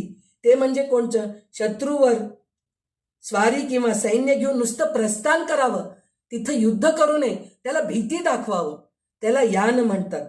आसन म्हणून एक सांगितलंय नीती. ते योग्य वेळी येईपर्यंत शांत राहून प्रतीक्षा करणं. असं थोडं जर काही कळालं की लगेच मी युद्धाला जातो असं नाही. योग्य वेळ यायची वाट बघायला पाहिजे आणि तेव्हाच जाऊन युद्ध करायला पाहिजे म्हणून सांगितलंय. नंतर संश्रय म्हणून सांगितलंय बलवान राजाचा आश्रय घेणे किंवा मैत्री करून संरक्षण मिळवणे. जर आपल्यामध्ये शक्ती नाहीये पण आपल्यापेक्षा बलवान राजा आहे, त्याच्याशी चांगली मैत्री करावं, चांगलं त्याच्याबरोबर चांगलं राहून त्याला आपल्याला संरक्षण द्यायला विनंती करावं आणि त्याच्याशी मैत्री करून आपलं राज्यही सांभाळावं आणि त्याच्याजवळही आपण राहावं असं ते समजावून सांगतात. नंतर द्वैधी भाव, एका वेळी 2 प्रकारची नीती वापरणे म्हणून सांगितले. म्हणजे कसं वापरायचं? राजाशी शत्रूशी मैत्रीही करायला पाहिजे पण आपला आपण सांभाळून राहायला पाहिजे, पूर्ण शरणागती जाऊ नये. ते द्वैधी भाव म्हणून सांगितलंय. म्हणजे पूर्ण शरणागती पण शत्रूजवळ जाऊ नका तुम्ही असं म्हणून भरताला समजून सांगितले. नंतर 7वं जे आहे राजाची 7 अंगे आहेत, सप्तांग म्हणून सांगितलेले. ते कोणचं आहे? म्हणजे स्वामी, अमात्य, जनपद, दुर्ग, कोश, दंड आणि मित्र असं म्हणून सांगितलेलं आहे. म्हणजे काय सांगितलेलं आहे? ही स्वामी म्हणजे राजा आणि राज्यकर्ता, म्हणजे राजा जो आहे तो स्वामी आहे. अमात्य म्हणजे मंत्री, सल्लागार, प्रशासन चालवणारे अधिकारी म्हणून सांगितलेले.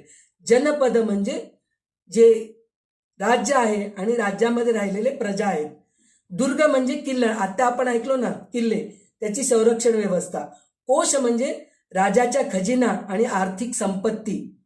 आणि दंड म्हणजे सैन्य शक्ती आणि न्याय व्यवस्था.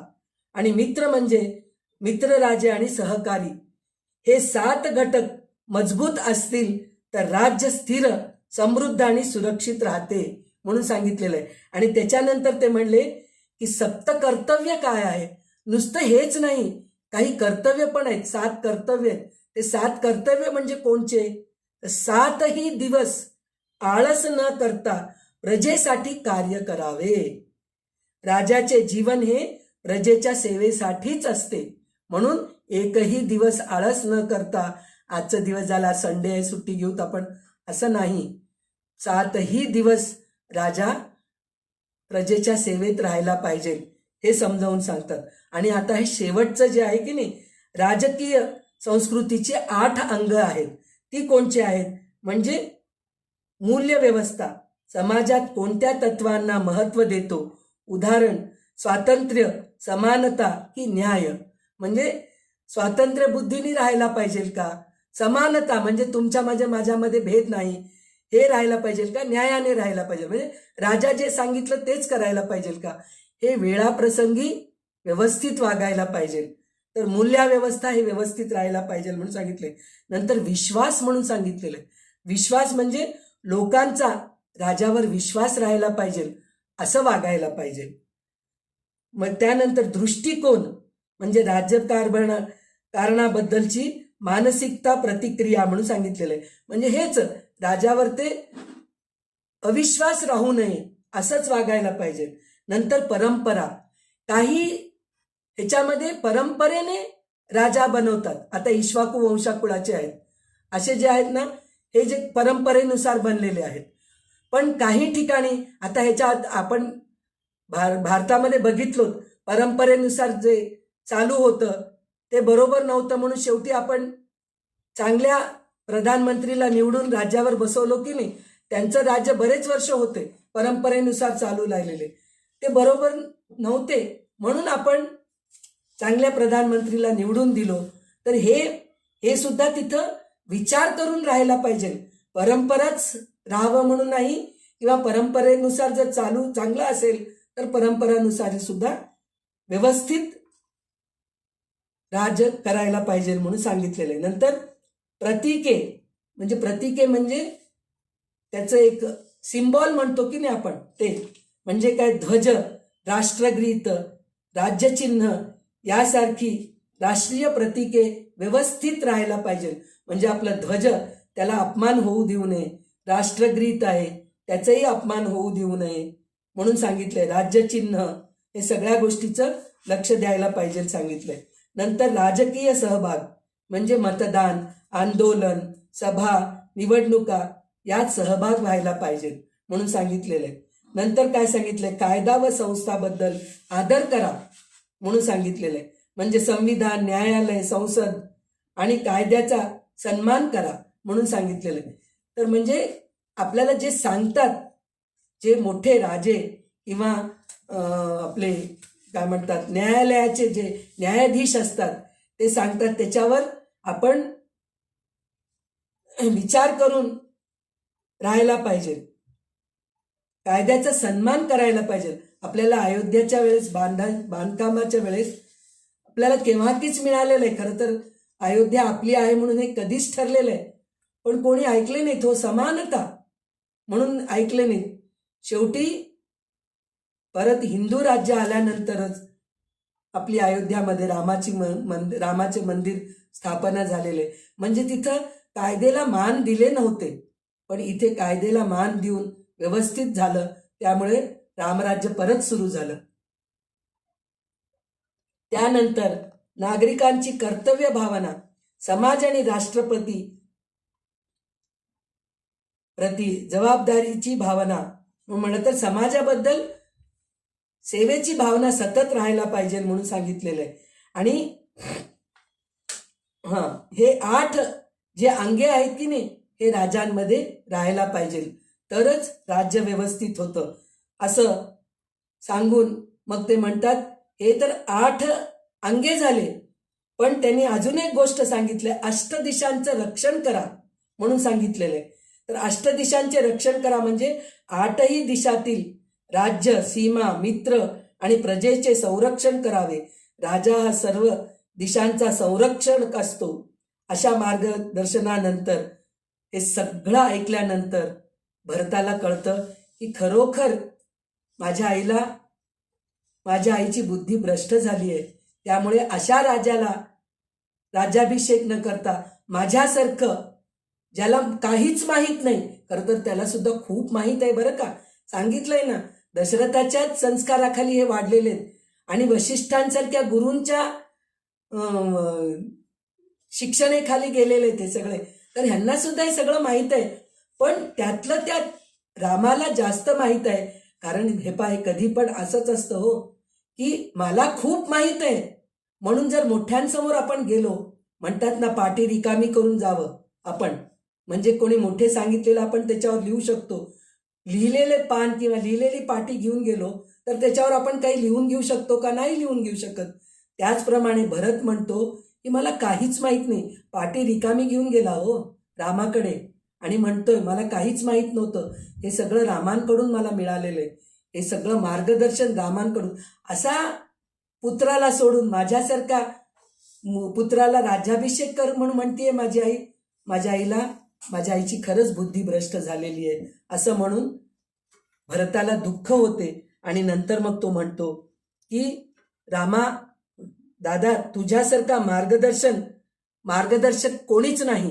तू इतका छान मार्गदर्शन केलेलं आहेस, त्याच्यासाठी म्हणून भरत ठरवतो की तो स्वतः अयोध्येत जाऊन राज्य सांभाळेल, परंतु फक्त रामाच्या पादुकाचे आदर ठेवून त्याने आपल्या गुरुजनांचा सल्ला घेतला.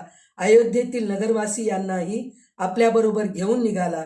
भरताच्या हातात रामाच्या पादुका होत्या आणि त्याच्या डोळ्यात भक्ती व प्रेमाने तेज झळकत होते. आपल्याला असं वाटत असेल की हे राजनीती आपल्याला काय करायचं काय, आपण तर राजे नाही आहेत, आपल्याला काही राजनीतीमध्ये जायचं नाहीये, तर हे सगळं ऐकण्याची गरज नव्हती. रामकथा ऐकलं की झालं असं आपल्याला वाटत असेल. वाटणार नाही तुम्हाला, आनंदच झाला असेल. पण ह्याचं कारण असं आहे की वाल्मिकी रामायणामध्ये काय काय आहे हे मला प्रस्तुत करायचं, बाकीचं काही नाहीये. मी सांगू लागले ना, दुसऱ्या ग्रंथातून घेतले किंवा माझ्या पदरातून मी काहीतरी सांगते, असं काही होत नाहीये. हे रामायणामध्ये, वाल्मिकी रामायणामध्ये प्रत्यक्षात हे सगळं लिहिलेलं आहे.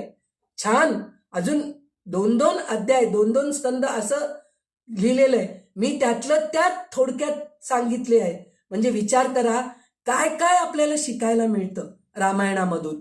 हे सगळं आपल्याला शिकायला मिळतं, म्हणून माझ्याकडून मी प्रयत्न करते आहे की झाले तितकं संपूर्ण वाल्मिकी रामायण आपल्या समोर प्रस्तुत करावं, हेच मी प्रयत्न करीत आहे.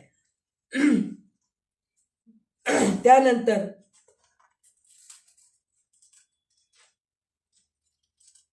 श्रीराम, लक्ष्मण आणि सीता भरताच्या निष्ठा आणि धैर्याने भारावून गेले. भरत परत अयोध्येत गेला, मात्र त्याचे हृदय आणि मन फक्त श्रीरामांसाठी धडधडत राहिले. त्याने राज्याची जबाबदारी निर्विकारपणे सांभाळली आणि सिंहासनावर बसण्याचे स्वप्न कधीच पाहिले नाही. भरत रामांची आज्ञा घेऊन आपल्या गुरुजनांसोबत उभा राहिला. त्यांचे हृदय श्रद्धा, भक्ती आणि रामाप्रती प्रेमाने भरलेले होते. तो गंभीरतेने म्हणाला, गुरुजन, मला तुमच्यासमोर एक महत्वाची गोष्ट सांगायची आहे. मी आता नंदीग्राममध्ये राहणार आहे. अयोध्येत जाऊन सिंहासनावर बसणे किंवा राज्याभिषेक स्वीकारणे हे माझ्या अधिकारात नाही, परंतु श्रीरामांचे पादुका मी सिंहासनावर ठेवणार आहे आणि श्रीरामांच्या उपदेशानुसार धर्म आणि न्याय पाळून राज्यकारभार नीट सांभाळीन, म्हणून ते गुरुजनांसमोर सांगतात. आणि पुढे म्हणतात, हे लक्षात ठेवा, हे राज्य फक्त श्रीरामांचेच आहे. ते परत येईपर्यंत मी फक्त त्यांच्या पादुकांचे आदर ठेवून राज्य सांभाळीन. प्रजा सुखी राहील यासाठी मी प्रत्येक निर्णय घेईन, न्याय आणि धर्म पाळीन आणि रामाच्या उपदेशाप्रमाणे मी जगेन. हे माझे ठाम वचन आहे. मी श्रीरामांच्या आदर्श मार्गावरच चालेन, म्हणून ते म्हणतात. नंतर भरत भगवंताचे चरण, मुख्य ही पादुका. आता ह्याच्यामध्ये पादुका आणि पाय ह्याच्यामधलं थोडंसं आपण फरक काय आहे हे थोडंसं कळून घेऊया आपण. भगवंताचे चरण म्हणजे मुख्य पादुका आहे खरं तर भगवंताचे चरण म्हणजे पाय. परमशरणागतीचे स्थान, भक्तीचा अंतिम आश्रय, मोक्ष आणि कृपेची मूळ चरणी लागणे म्हणजेच पूर्ण समर्पणता आहे. चरण हे स्वतः भगवंताचे प्रत्यक्ष स्वरूप मानले आहे. आता आपल्याला जे भागवतामध्ये विराट रूपाचे वर्णन सांगितलेले आहे, तर त्याच्यामध्ये कपिल मुनी सांगितलेत विराट रूप काय आहे म्हणून. तर त्यावेळेस कपिल मुनी ध्यान करताना सुद्धा कसे ध्यान करावे हे सुद्धा सांगितलेले आहे. तर त्यांनी प्रथम भगवंताच्या चरणाच्या तिथं मन लावा, मग तुम्ही ध्यान करा, शेवटी तुम्ही मस्तकापर्यंत जा म्हणून सांगितले. म्हणजे भगवंताचे चरण जे आहे की नाही हे मुख्य आहे. ध्यान धारणेसाठी म्हणून म्हणा, शरणागती जाण्यासाठी म्हणून म्हणा, तर चरण हे मुख्य आहे. आणि पादुका जे आहेत की नाही ते आपण आता चप्पल म्हणू शकतो, पण पादुका म्हणजे त्या चरणांना स्पर्श केलेली वस्तू आहे. भगवंताचा प्रतिनिधी, त्यांच्या उपस्थितीचे प्रतीक, नम्रतेचा आणि सेवाभावाचा आदर्श म्हणून भरत यांनी श्रीराम यांच्या पादुका सिंहासनावर ठेवून राज्य केले. चरण हे मूळ भगवंत स्वतः आणि सर्वोच्च आहे. पादुका त्या चरणाचे प्रतीक आहे आणि साधन आहेत. भगवंतापर्यंत पोचण्याचा मार्ग चरणाची धूळही पवित्र करते. अहिल्या उद्धार आणि केवळ गुहाकच नावाचे हे उदाहरण आहे. म्हणजे चरणधुळी जे आहे की नाही त्याच्याने अहिल्या शिळेची परत अहिल्याचा उद्धार झाला. आणि त्याचप्रमाणे गुहक म्हणतो ना, तुमचं चरणधूळ माझ्या नावेला लावू नका.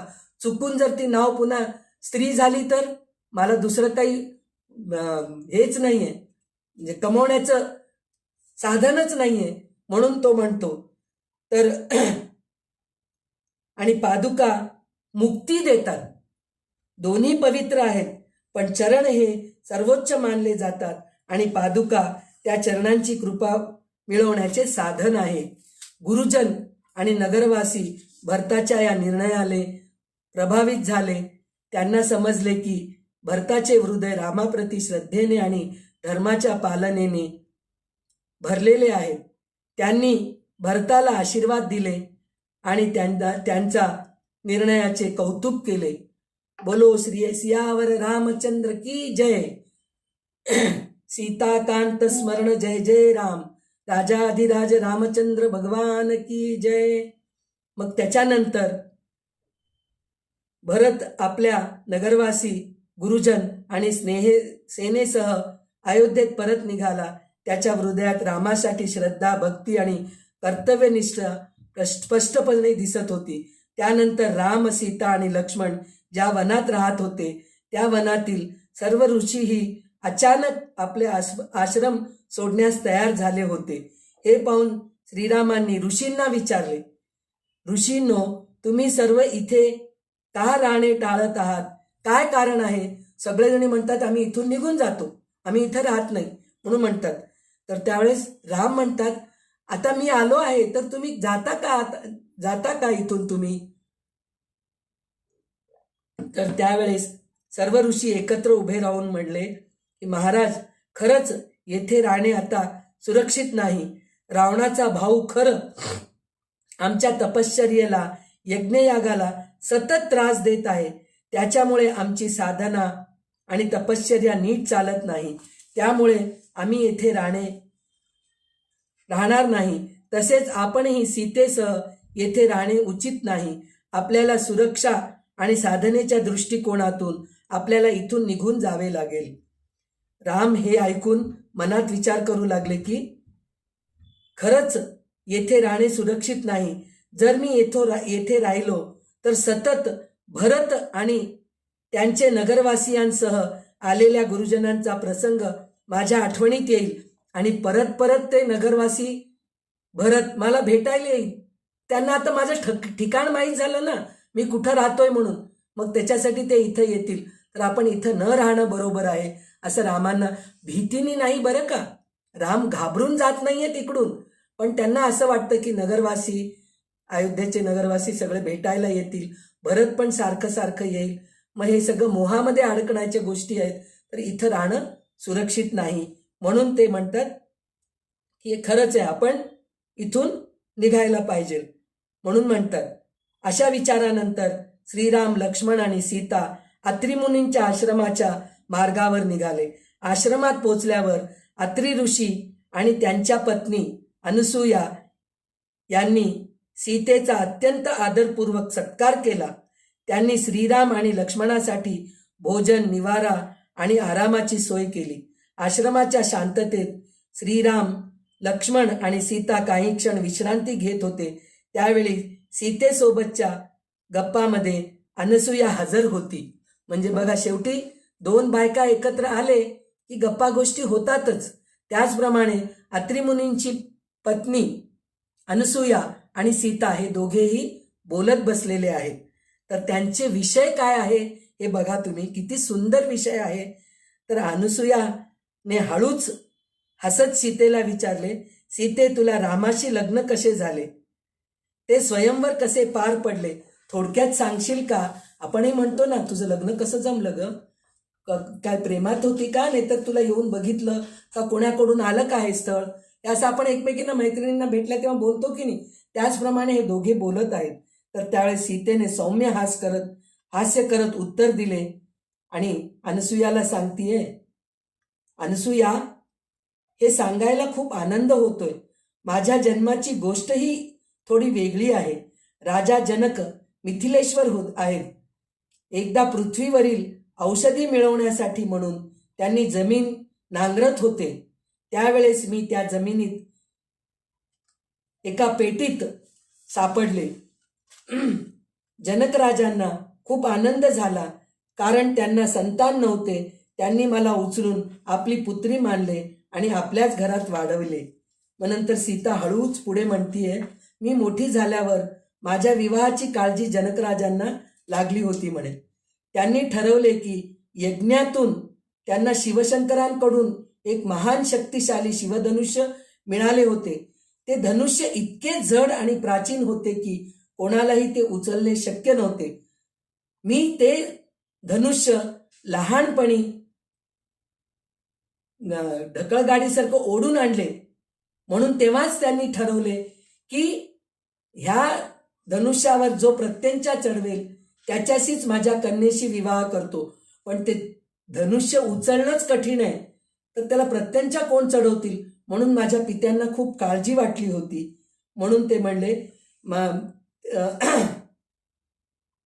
असं म्हणून ते काळजी करत होते. नंतर सीता पुढे सांगितली, स्वयंवराच्या दिवशी, म्हणजे ज्या दिवशी राम आणि लक्ष्मण विश्वामित्रांसहित आलेत, तर त्यावेळेस कोणी ते रामचरितमानसमध्ये जे आहे की नाही स्वयंवराचं, त्याच्या अनुसरून स्वयंवरेमध्ये कोणी उचलू शकले नाहीत म्हणून म्हणतात. आणि विश्वामित्रासोबत राम आणि लक्ष्मण आले होते, तर त्यावेळेस जनक राजा दुःखाने व्यक्त करतोय की ह्या शिवधनुष्याला प्रत्यंचा चढवणारे कोणी नाहीयेत, माझ्या सीतेचा विवाह कधी होईल, असं म्हणून काळजी करत असताना लक्ष्मण हसून म्हणतो की मी चढवतो प्रत्यंचा, ह्याच्यात कोणची मोठी गोष्ट आहे. पण त्यावेळेस राम लक्ष्मणाला आवरतात आणि डोळ्याने इशारा करतात. आणि त्याच वेळेस विश्वामित्र पण रामांना सांगतात की तू ह्या धनुष्याला प्रत्यंचा चढवण्याचा प्रयत्न कर. मग त्यावेळेस श्रीराम विश्वामित्राच्या आज्ञेनुसार त्या शिवधनुष्याला प्रत्यंचा चढवायचा प्रयत्न करतात, चढवायला जातात. तेव्हाच ते शिवधनुष्य प्राचीन असल्यामुळे कडकडून तुटून गेला. त्यावेळेस माझ्या पित्यांना, जनक राजाला खूप आनंद झाले. आणि त्याच वेळेस ते ठरवले की माझे विवाह श्रीरामांसोबत माझ्या पुत्री जानकीचा विवाह श्रीरामांसोबत करूया. आणि त्यांनी कन्यादान करून माझे विवाह श्रीरामांसोबत केले म्हणून सांगितले. नंतर सीतेने आनंदाने पुढे सांगितले, रामाशी लग्न करून माझे जीवन खरोखर धन्य झाले. कारण राम हे फक्त ऐश्वर्य, आणि बघा पतीचा गौरव किती छान प्रमाणे सांगतीये ती. बघा ती म्हणतीये की राम फक्त ऐश्वर्य आणि किंवा संपत्ती यासाठी नव्हते, तर धर्माने राज्य करणारे, कर्तव्यनिष्ठेने आणि प्रजेच्या हितासाठी समर्पित असलेले होते. ते आपल्या कैकेयी माताशी तसेच प्रेमाने वागत होते जसे त्यांनी कौशल्या माता आणि सुमित्रा माता यांच्यासोबत राहत होते. प्रजेसाठी त्यांचा स्वभाव आदर्श होता. या सर्व गुणांमुळे माझे जीवन खूप धन्य झाले, असं म्हणून ती अनसुयाला म्हणते. अनसुया हसत म्हणाली, हो सीते, खरंच असे महान व्यक्तिमत्व आपल्या जीवनात येणे फार भाग्याचे आहे. नंतर सीता हसून म्हणाली, अहो अनसुया, राम हे फक्त राजा नाहीत, ते धर्माचे, प्रेमाचे आणि कर्तव्याचे प्रतिरूप आहेत. त्यांचा सहवास आणि जीवनातील मार्गदर्शन हेच माझे खरे वैभव आहे. आणि त्याच्यानंतर ती नुसतं रामाचंच कौतुक केली नाही, ती म्हणती दशरथ राजासारखा पिता रामांचे, ते पण किती मोठे होते.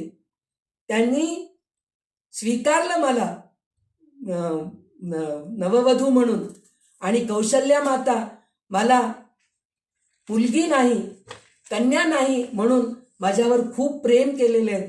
फक्त कौशल्या माताच नाही, सुमित्रा, कैकेयी हे सुद्धा माझ्यावर प्रेम केलेले आहेत. आणि हे 3 भाऊ जे आहेत की नाही, भरत शत्रुघ्न, लक्ष्मण भरत शत्रुघ्न, हे 3ही भाऊ सुद्धा माझ्यावर बहिणीसारखं प्रेम केलेत. पुन्हा मोठी वहिनी म्हणून आईसारखं मला आदर देतात, मान्य देतात, खूप मला प्रेमाशी राहतात. आणि त्यांचे पत्न्या तर माझ्या बहिणीच आहेत. तर असं आमचं कुटुंब आहे, असं आमचं इक्ष्वाकू वंशाकुळ आहे आणि असं रघुवंश आहे. म्हणून ती अनसुयाला आनंदाने हे सगळं सांगत असते. तर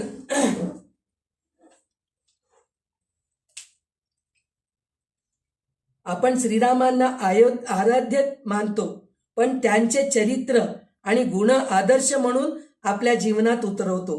म्हणजे इथं काय सांगायचंय आपल्याला, म्हणजे काय, आराध्य तत्व म्हणलं तर काय, आपण श्रीरामांना आराध्य मानतो, म्हणजे देवाची पूजा करतो. आपण श्रीरामांची पूजा करतो, म्हणजे पूजा करायचं म्हणजे भक्ती आहे तिथं. आदर्श तत्व म्हणजे अनुसरून करायचे आचरण, म्हणजे नुसतं रामाला अभिषेक करा, नैवेद्य दाखवा, चांगले चांगले वस्त्र घाला, अलंकार करा आणि त्याला बघत बसा, हे नाही. तर त्याचा आदर्श घेणं म्हणजे काय, म्हणजे काय सांगितलंय, आदर्श तत्व म्हणजे काय सांगितलंय, की तुम्ही रामांची पूजा कराच करा, रामायणाची पण पूजा कराच करा, पण त्यासोबत रामायणामध्ये जे काही आपल्याला प्रत्येकाचे चरित्र ऐकायला मिळत आहेत, त्याचं तत्वज्ञान, त्याचं जे आदर्श आहे ते सगळं अनुसरायला पाहिजे, आचरण करायला पाहिजे. तर आपल्या जीवनात आपण सुखी राहू शकतो असं सांगितलेलं आहे, सीतानी सांगितलेलं आहे. तर इथे जे म्हणते की नाही सीता, मी धन्य झाले, माझ्या पतीसारखा पती राम मला मिळालेला आहे, तर त्याच्यामध्ये मी खूप धन्य झाले. तर त्यावेळेस ती म्हणती, पायो जी मैंने राम रतन धन पायो, म्हणून ती म्हणती. तर हे गाणं उषा प्रस्तुत करणार आहे. उषा, सुरू कर.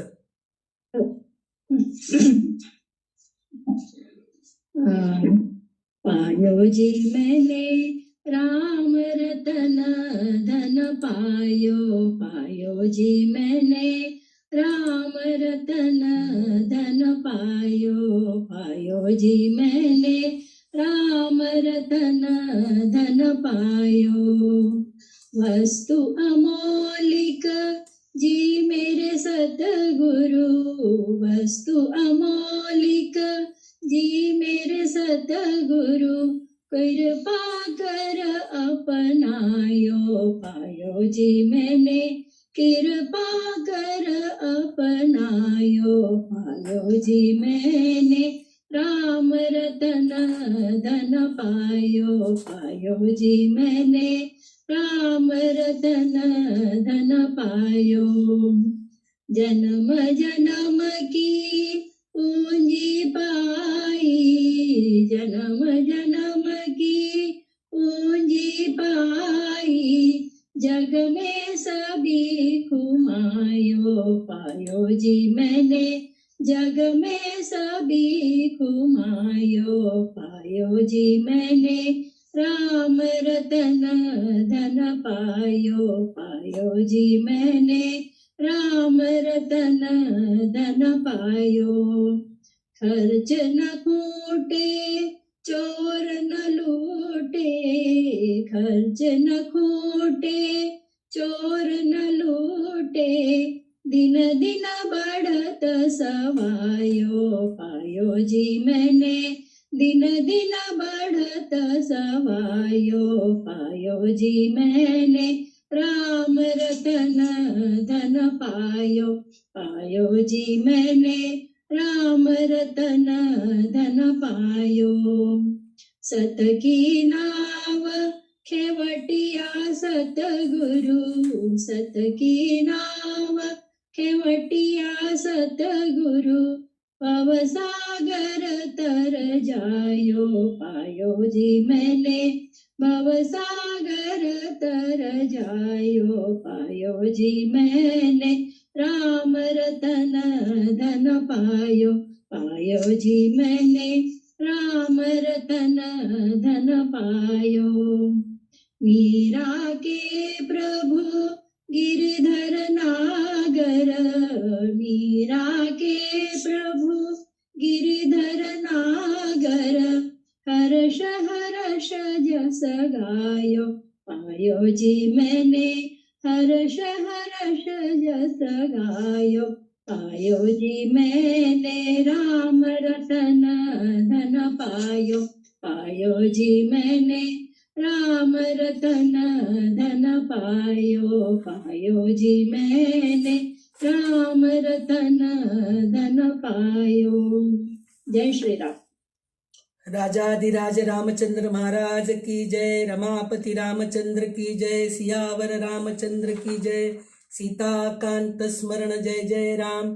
अशा प्रकारे सीता आनंदाने अनसूयेला सांगती की मला रामरतन धन मिळालेलं आहे, याच्यापेक्षा मी भाग्यवान कोणीच नसेल, मी एवढी भाग्यवान आहे म्हणून अनसूयाला सांगती. आणि अनसूयाला सुद्धा ते बरोबर वाटतं आणि ती म्हणती खरोखरच तू भाग्यवान आहेस, अशा पतीला पती तुला लाभलेला आहे म्हणून ती सांगते. मग त्याच्यानंतर अनसूया आणि सीता यांचा संवाद संपल्यानंतर श्रीराम त्या रात्री तेथेच विश्रांती घेतात. दुसऱ्या दिवशी प्रातःकाळी उठून त्यांनी विधिपूर्वक पूजा केली. त्यानंतर अत्री मुनी आणि इतर तपस्वी ऋषींचे आशीर्वाद घेऊन पुढे जाण्यासाठी म्हणून त्यांनी विनम्रपणे परवानगी मागितली. त्यांनी एक ठिकाणी राहिले नाहीत बरं का, वनवास म्हणून म्हणलेले, वनवासामध्ये एक ठिकाणी राहत नाही, प्रयाण करत राहतात. तर त्याप्रमाणे राम तिथे राहिले नाहीत. आणि कोणतीही गोष्ट आपण अभ्यास करत राहतो, आता आपण अभ्यास करत आहोत, एक दासबोधाचाच अभ्यास घेतलो, आपण ज्ञानेश्वरीचा अभ्यास घेतलो किंवा कोणत्या तरी ग्रंथाचा अभ्यास घेतलो, आणि तर ते आपण त्याच ग्रंथामध्ये राहिलं ना की ते पण एका दृष्टीने बरोबर आहे. त्याच ग्रंथामध्ये त्याच ग्रंथाचा जास्त अभ्यास करून त्याच्यामध्येच एकाच देवाला धरून राहणं हे तर उत्तमच आहे. पण प्रत्येक ग्रंथामध्ये काय आहे हे आपल्याला बघायला मिळावं म्हणजे अजून अभ्यास करत जावं लागतं आपल्याला, पुढे जावं. जसं की पहिलीमध्ये शिकलो, पुन्हा आपण पहिलीमध्येच बसतो का? नाही, दुसरीत जातो, तिसरीत जातो, चौथीत जातो, असं करत करत आपण 12वी 15वी काय म्हणतात पोस्ट ग्रॅज्युएट म्हणतो, PhD करतो, असं असतं. त्याचप्रमाणे वनामध्ये सुद्धा एक ठिकाणी राहायचं नसतं. त्या वनामध्ये सुद्धा काय काय आहे ते सगळं बघायचं आहे त्यांना. आणि मुख्य म्हणजे त्यांचं जे कार्यासाठी म्हणून ते पृथ्वीवर जन्म घेतले, मानव शरीर घेऊन, ते कार्य करण्यासाठी त्यांना एक ठिकाणी बसून चालत नाही. त्यांना धर्मरक्षण करायचंय म्हणून ते ऋषीमुनींचे तिथं राज्य करण्यासाठी भरत आहे. पण इथे वनवासामध्ये तपश्चर्या करणाऱ्या ऋषींना सुद्धा त्रास होऊ नये ह्या हेतूने सुद्धा तिथं नियतीने जुळवून आणलंय. कैकेयीच्या मनामध्ये शिरवलंय की रामाला वनवासात पाठवायचं आणि राम वनवासात असलेल्या, वनामध्ये असलेल्या, अरण्यामध्ये असलेल्या सगळ्या राक्षसांचं वध करायचं आणि सगळ्या तपस्वी ऋषींना संरक्षण द्यायचं, हे नियतीने ठरवलेले. त्यामुळे राम पुढे पुढे पुढे पुढे पुढे पुढे जात असतात. तर त्यावेळी सर्व ऋषी मुनी श्रीरामांना म्हणाले, हे राम, तुम्ही दंडकारण्यात राहावे, कारण त्या विशाल वनामध्ये नाना रूप धारण करणारे नरभक्ष राक्षस ऋषी मुनींना भयंकर त्रास देत आहेत. तुम्ही इथेच राहून त्या राक्षसांचा संहार करून ऋषीमुनींचे रक्षण करावे. ऋषीमुनींचे हे वचन ऐकून श्रीरामांनी त्यांच्या आज्ञेचा मान ठेवला आणि दंडकारण्यात चित्रकूट येथे राहण्याचा निर्णय केला. आणि येथे अयोध्याकांड समाप्त होते. आता आपण अरण्यकांडात जाणार आहोत. तर आता आपण अरण्यकांडामध्ये प्रवेश करीत आहोत. अरण्यकांडामध्ये एकूण 75 अध्याय म्हणजे स्कंद आहेत. या कांडात श्रीरामांच्या वनवासातील अनेक महत्त्वपूर्ण आणि हृदयस्पर्शी प्रसंग वर्णन केलेले आहेत. अरण्यकांडातील प्रमुख घटना काय आहेत म्हणजे वनात भ्रमण करत असताना श्रीराम, सीता आणि लक्ष्मण यांची अनेक ऋषीमुनींची तसेच अगस्ती ऋषी आणि जटायू यांच्याशी भेट होते. जटायू श्रीरामाप्रती आपली निष्ठा व्यक्त करून सीतेच्या रक्षणाची जबाबदारी स्वीकारतो आणि त्याच्यानंतर शूर्पणखा नावाची राक्षसी श्रीराम आणि लक्ष्मण यांच्या रूपावर मोहित होते. ती त्यांच्याकडे विवाहाची मागणी करते, परंतु दोघेही तिला नकार देतात. अपमानित झाल्यामुळे संतप्त होऊन ती सीतेवर आक्रमण करण्याचे प्रयत्न करते. तेव्हा लक्ष्मण तिचे नाक आणि कान कापून तिला विद्रूप करतो. शूर्पणखा रागाने आपल्या भावाकडे जाऊन त्याचे कान भडकवते. हे प्रसंग आपल्याला पाहायला मिळणार आहे. त्यानंतर रावण मारीच्या मदतीने कपटयोजना आखतो. मारीच सुवर्णमृगाचे रूप धारण करून श्रीरामांना दूर नेतो. लक्ष्मण रेषेचा प्रसंग घडतो आणि त्या संधीचा फायदा घेत रावण सीतेचे अपहरण करतो. मार्गात जटायू रावणाशी युद्ध हे घटना पण आपल्याला पाहायला मिळणार आहे. नंतर सीता वियोगाने व्याकुळ झालेले श्रीराम अत्यंत शोकाकुळ होतात. तिचा शोध घेऊ लागतात. प्रवासात त्यांची कबंधाशी भेट होते. कबंधाचा वध करून त्याला मुक्त केल्यानंतर तो श्रीरामांना पुढील मार्ग दाखवतो. हे प्रसंग पाहायला मिळणार आहे. त्यानंतर श्रीरामांची सुग्रीवाशी भेट होते, जी पुढे मैत्री रूपांतरित होते. पुढे त्यांना शबरी परमभक्त भेटते. ती प्रेमाने श्रीरामांचे स्वागत करून ती सुद्धा पुढचा मार्ग दाखवते. अशा प्रकारे अरण्यकांडामध्ये श्रीरामांच्या जीवनातील अनेक महत्त्वपूर्ण घटना आणि भावनिक प्रसंग बघायचे आहेत. तर आता आपण हे सगळं बघणार आहोत. तर हे सगळं अरण्यकांडामध्ये आहे. तर श्रीरामांचा दंडकारण्यात प्रवेश कसा होतो आता बघायचे आपल्याला. दंडकारण्याच्या विशाल आणि गहन वनात प्रवेश करताना श्रीराम, सीता आणि लक्ष्मण यांच्या मनात एक विलक्षण शांतता, ध्येय भावना होती. उंच उंच वृक्ष, दाटी झाडी आणि सर्वत्र पसरलेले गूढ वातावरण अशा त्या वनात त्यांनी पाऊल ठेवले. पण त्या शांततेच्या आड एक भय दडलेले होते.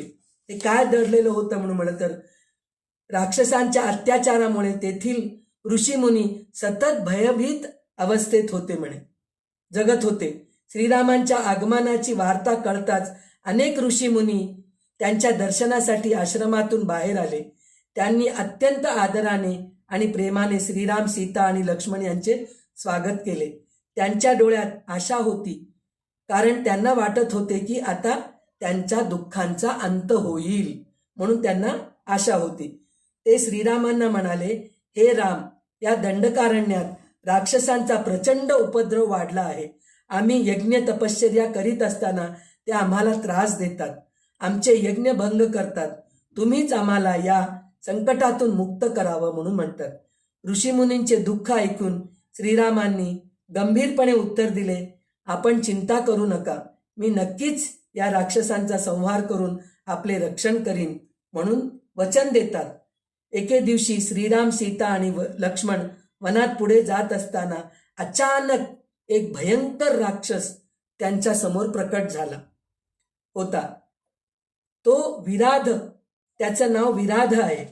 तर आपल्याला आता बघा, मी तुम्हाला म्हणले होते ना, मी नामरामायण पाठवले म्हणून, तर त्याच्यामध्ये बघा अरण्यकांड म्हणून जे आहे की नाही, त्याच्यामध्ये दंडक वनजन पावन राम, दुष्ट विराध विनाशक राम. सुरुवातच तिथून आहे पहा. अरण्यकांडामध्ये दंडक वनजन पावन राम म्हणजे दंडक वनामध्ये राम जाऊन तिकडल्या सगळ्या वनातल्या ऋषीमुनींना पावन केले आणि त्यांचे दुःख त्रास दूर केले. म्हणजे बघा, एक नावामध्ये आपल्याला ती कथा आठवण येते. म्हणून हे जर शुद्ध ब्रह्म परात्पर राम नामरामायण जे आहे की नाही, हे जर आपण रोज म्हणलो तर आपल्या डोळ्यासमोर ते प्रत्येक नावाची कथा डोळ्यासमोर येते आणि रामायण वाचल्याचं आपल्याला आनंद मिळतो. पहा, त्याच्यानंतर दुष्टविराध विनाशक राम म्हणून सांगितलेलं आहे. तर दुष्टविराध विनाशक राम म्हणून म्हणलं तर आता जे भयंकर राक्षस त्यांच्या समोर येऊन आलेला आहे की नाही, तो आहे विराध. तो कसा होता म्हणलं तर उंच विशालकाय भयंकर रूप असलेला, त्याचे डोळे अंगारासारखे लाल होते आणि त्याचा आवाज कडकडाटासारखा भीषण होता. विराध गर्जना करत म्हणाला, तुम्ही कोण आहात जे माझ्या वनात आले आहात? तुम्ही दोघे वल्कले परिधान करून संन्याशाच्या रूपात आहात, मग तुम्हाला त्या स्त्रीची काय गरज आहे? बघा, म्हणजे ती त्यांच्यासोबत स्त्री आहे तर तुम्हाला काही गरज नाहीये त्याची. तुम्हाला दोघांना मारून मी त्या स्त्रीचं अपहरण करून मी तिचा बलात्कार करतो असं म्हणून विराध राक्षस त्यांना म्हणतो. ही स्त्री माझी आहे, तिला मी घेऊन जातो म्हणून सीतेला पकडण्याचा तो प्रयत्न करतो. हे पाहून राम आणि लक्ष्मण संतप्त झाले. त्यांनी तत्काळ आपली धनुष्यबाण उचलली आणि विराधावर प्रहार करू लागले. परंतु विराधावर साधे बाण परिणाम करत नव्हते. तो अधिकच उग्र होत गेला आणि त्याने दोघा भावांना पकडण्याचा प्रयत्न केला. विराधाने तपश्चर्या करून ब्रह्माकडून असा वर प्राप्त केला होता की त्याचा अस्त्रशस्त्रांनी मृत्यू होणार नाही, त्यामुळे त्याचा वध होत नव्हता. आणि त्याने त्या दोघांना उचलून खांद्यावर घेतलं आणि तेव्हा म्हणला की आता तुम्ही काहीच करू शकत नाही. पण रामांना ते कळतं की ब्रह्मा राहू दे, शंकर राहू दे, विष्णू राहू दे, वर देताना एक कुठलं तरी एक आपल्या हातात ठेवतात, पूर्ण काही करत नाहीत ते, म्हणजे पूर्ण काही त्यांना स्वतंत्र देत नाहीत राक्षसांना. तर त्याच्यामध्ये त्याचे दोन बाहू जे होते ना, कदंब बाहू छेदन राम म्हणून आहे, ते कदंबाचं आहे हाताचं. तर त्यावेळेस ह्याचे सुद्धा तसंच असतं. ह्याच्या खांद्यावर बसल्यानंतर पहिले त्यांनी जे काम करतात त्याचे दोन्ही हात छाटतात. छाटल्यानंतर त्यावेळेस विराध म्हणतो की मला तुमचं पराक्रम कळालंय, तुम्ही जे माझ्यावर स्वार करून आलात, धनुष्यबाण चालवत आहात तुम्ही, त्याच्यावरून मला कळालेलं आहे की तुम्ही खूप पराक्रमी आहात. पण मी पण शापामुळे मी विराध राक्षस झालेला आहो. याच्या अगोदर मी तुंबूर नावाचा गंधर्व होतो. मी स्वर्गामध्ये आनंदाने जीवन जगत होतो आणि संगीत कलेत पारंगत होतो म्हणे. परंतु एकदा त्याच्याकडून मोठी चूक घडली. आपल्या कर्तव्याकडे दुर्लक्ष करून तो विषयभोगामध्ये गुंतला. त्यामुळे कुबेर याचा तो कोप भाजन ठरला. कुबेराने त्याला शाप दिला की तू राक्षस म्हणून जन्म घेऊन भयानक रूप धारण करशील आणि दंडकारण्यात भटकत राहशील म्हणून त्याला शाप दिले. त्या शापामुळे गंधर्व विराध नावाचा भयंकर राक्षस बनला. त्यानंतर त्याने कठोर तपश्चर्या करून ब्रह्मदेव यांच्याकडून असा वर मिळवला की त्याचा अस्त्रशस्त्राने वध होणार नाही. तथापि शापातून मुक्त होण्याची एक अट होती, म्हणजे शापही देत होते, शापातून विमुक्तही करत होते. तर त्याला ते शापातून मुक्त होण्याची कोणची अट होती, म्हणजे ज्या वेळेस श्रीराम स्वतः पृथ्वीवर जन्म घेतील माणूस रूपामध्ये, तेव्हा त्याच्याशी युद्ध करून श्रीराम जर स्वतः येऊन त्याचा उद्धार केले तर तो परत गंधर्व योनीमध्ये जाऊ शकतो असं म्हणून म्हणतात. म्हणूनच जेव्हा श्रीरामांनी त्याचा वध केला तेव्हा त्याला त्या शापातून मुक्ती मिळाली. पण देह मात्र परत जन्मत होतं. तर त्याच्यासाठी तो स्वतः सांगतो की मला आता सरळ तुम्ही जमिनीमध्ये पुरवा आणि तिथे आग लावून पुन्हा जमीन बुजवून टाका, म्हणजे माझं देह नाहीसे होईल आणि मला परत मुक्ती मिळून मी गंधर्वामध्ये जाऊ शकतो असे म्हणून म्हणतात. मग त्यानंतर दंडकारण्यातील प्रवास करत असताना श्रीराम, सीता आणि लक्ष्मण एका अत्यंत पवित्र प्रदेशात पोचले. त्या परिसरात अनेक तपस्वी ऋषी आपली तपश्चर्या करत होते. वातावरण शांत, पवित्र आणि तेजस्वी होती. त्याच वेळी श्रीरामांना एक अद्भुत दृश्य दिसले. दिव्य प्रकाशाने उजडलेली आकाश, त्या प्रकाशामध्ये स्वर्गाचा अधिपती इंद्र आपल्या रथावर विराजमान दिसत होता. त्याच्यासोबत अनेक देवता आणि दिव्य पुरुष होते. ते एका महान ऋषीच्या भेटीसाठी आले होते. हे दृश्य पाहून श्रीरामांना आश्चर्य वाटले. थोड्याच वेळात इंद्र तेथून निघून गेला. त्यानंतर सीता आणि लक्ष्मण पुढे जाऊन त्या महान तपस्वींच्या आश्रमात पोचले. ते होते शरभंग ऋषी. शरभंग ऋषींनी अत्यंत प्रेमाने आणि आदराने श्रीरामांचे स्वागत केले. त्यांच्या डोळ्यातून आनंदाश्रू येत होते, कारण त्यांना माहीत होते की स्वतः श्रीहरी रामांच्या रूपाने त्यांच्या आश्रमात आलेले आहेत. तर आता इथे पण आपल्याला पहा, नाव आहे शरभंग सुतीक्ष्णार्चितली राम म्हणून आहे आपल्याला अरण्यकांडाच्या ह्याच्यामध्ये, नामरामायणमध्ये. म्हणजे बघा तुम्ही, प्रत्येक वेळेस तुम्हाला ते आठवण येईल की अरे ह्या नावाची ही कथा आहे, ह्या नावाची ही कथा आहे, म्हणून आठवण येईल. म्हणून आपण नामरामायण वाचूया आणि ते काय म्हणतात, रामायण वाचल्याचं पुण्याचा लाभ घेऊया. आणि त्याच्यानंतर ते म्हणाले, शरभंग ऋषी म्हणाले की हे रामा, मी अनेक वर्षे कठोर तपश्चर्या केली आहे. देवेंद्र मला ब्रह्मलोकात घेऊन जाण्यासाठीच आला होता म्हणे. आता जे बघितले होते ना राम, की दिव्य रथ खाली उतरले आणि देवेंद्र आले आणि येऊन तसंच निघून गेले, परत निघून गेले. तर प्रत्यक्षात इंद्र शरभंग ऋषींना स्वर्गामध्ये घेऊन जायला आले होते, ब्रह्मलोकात घेऊन जायला आले होते. पण त्यावेळेस मी त्यांना सांगितलो की जो वेळेसपर्यंत मला रामाचे दर्शन होत नाही तोपर्यंत मी ब्रह्मलोकाला जाणार नाही. आज तुमचे दर्शन झाल्यामुळे माझे जीवन धन्य झाले, असं म्हणून शरभंग ऋषी म्हणतात. आणि नंतर म्हणतात, आता मला तुम्हीच ब्रह्मलोकात पाठवा म्हणून म्हणतात. त्यावर श्रीराम ऋषींना आदरपूर्वक वंदन केले आणि म्हणाले, मी तपस्वी आणि निष्ठावान ऋषींना मुक्ती देण्यासाठीच आलो आहे. परंतु सध्या तुम्ही मला माझ्या निवासस्थानाची व्यवस्था करून द्या. तर त्यावेळेस ते पहिले शरभंग ऋषींना म्हणतात, मी तुम्हाला ब्रह्मलोकात पाठवायची मी व्यवस्था करतो, पण तुम्ही मला राहण्याची व्यवस्था करा म्हणून सांगतात.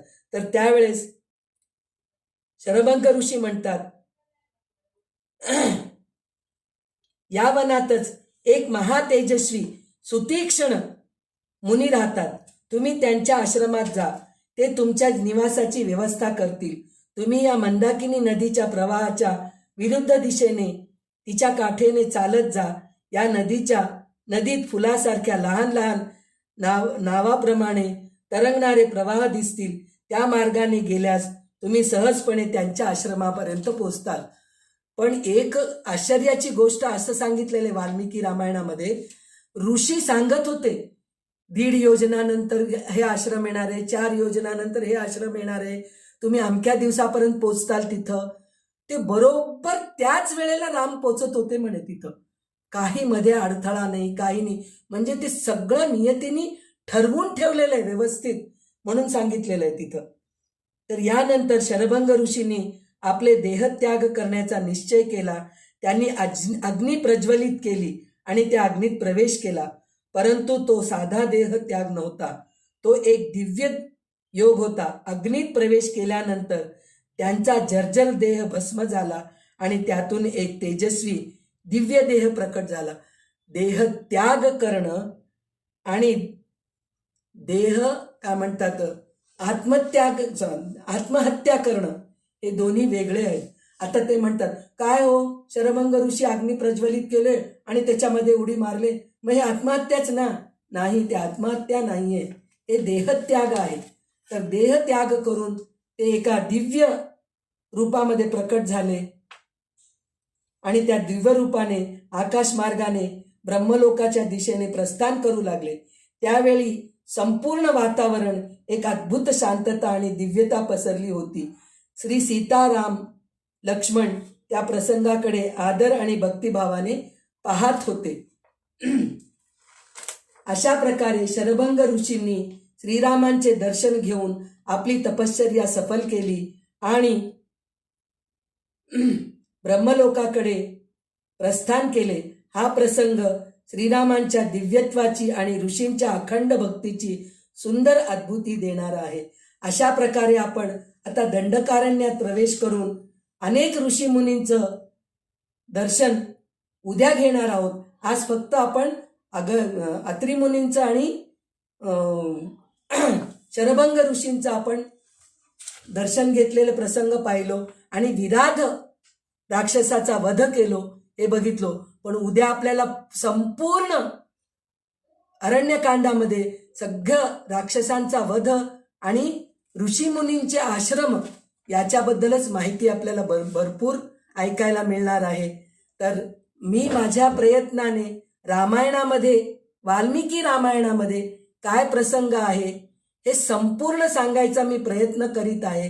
तरी एखादा प्रसंग जर चुकला असेल तर माझ्या अभ्यासाचंच त्रुटी आहे आणि जे काही चांगलं सांगितलं जात आहे ते सर्व माझ्या गुरुची कृपा आणि श्रीरामांची कृपा आहे असे म्हणून मी इथेच थांबते आणि तुम्हा सर्वांचा परत एकदा मी वंदन करते, कारण तुम्ही सर्वजण शांततेने आणि छान ऐकून घेता म्हणून मला प्रोत्साहन मिळते. सियावर रामचंद्र की जय. आदौ राम तपोवनादिगमनम हत्वा मृगम कांचनम वैदेही हरणम जटायुमरणम सुग्रीव संभाषणम वाली निग्रहणम समुद्रतरणम लंकापुरी दाहनम पश्चाद् रावण कुंभकर्ण हननम एतद्धि रामायणम मनोजवं मारुततुल्य वेगम जितेन्द्रियं बुद्धिमतां वरिष्ठं वातात्मजं वानरयूथ मुख्यं श्रीरामदूतं शरणं प्रपद्ये. सीताकांत स्मरण जय जय राम. सियावर रामचंद्र की जय. पवन सुत हनुमान की जय. बोलो श्री बजरंग बली की जय. करचरणं कृतं वा कायजं कर्मजं वा श्रवणनयनजं वा मानसं वापराधं विहितमविहितं वा सर्वमेतत्क्षमस्व. जय जय करुणाब्धे श्री महादेव शंभो. श्री महादेव शंभो. श्री महादेव शंभो. राजाधिराज रामचंद्र महाराज की जय.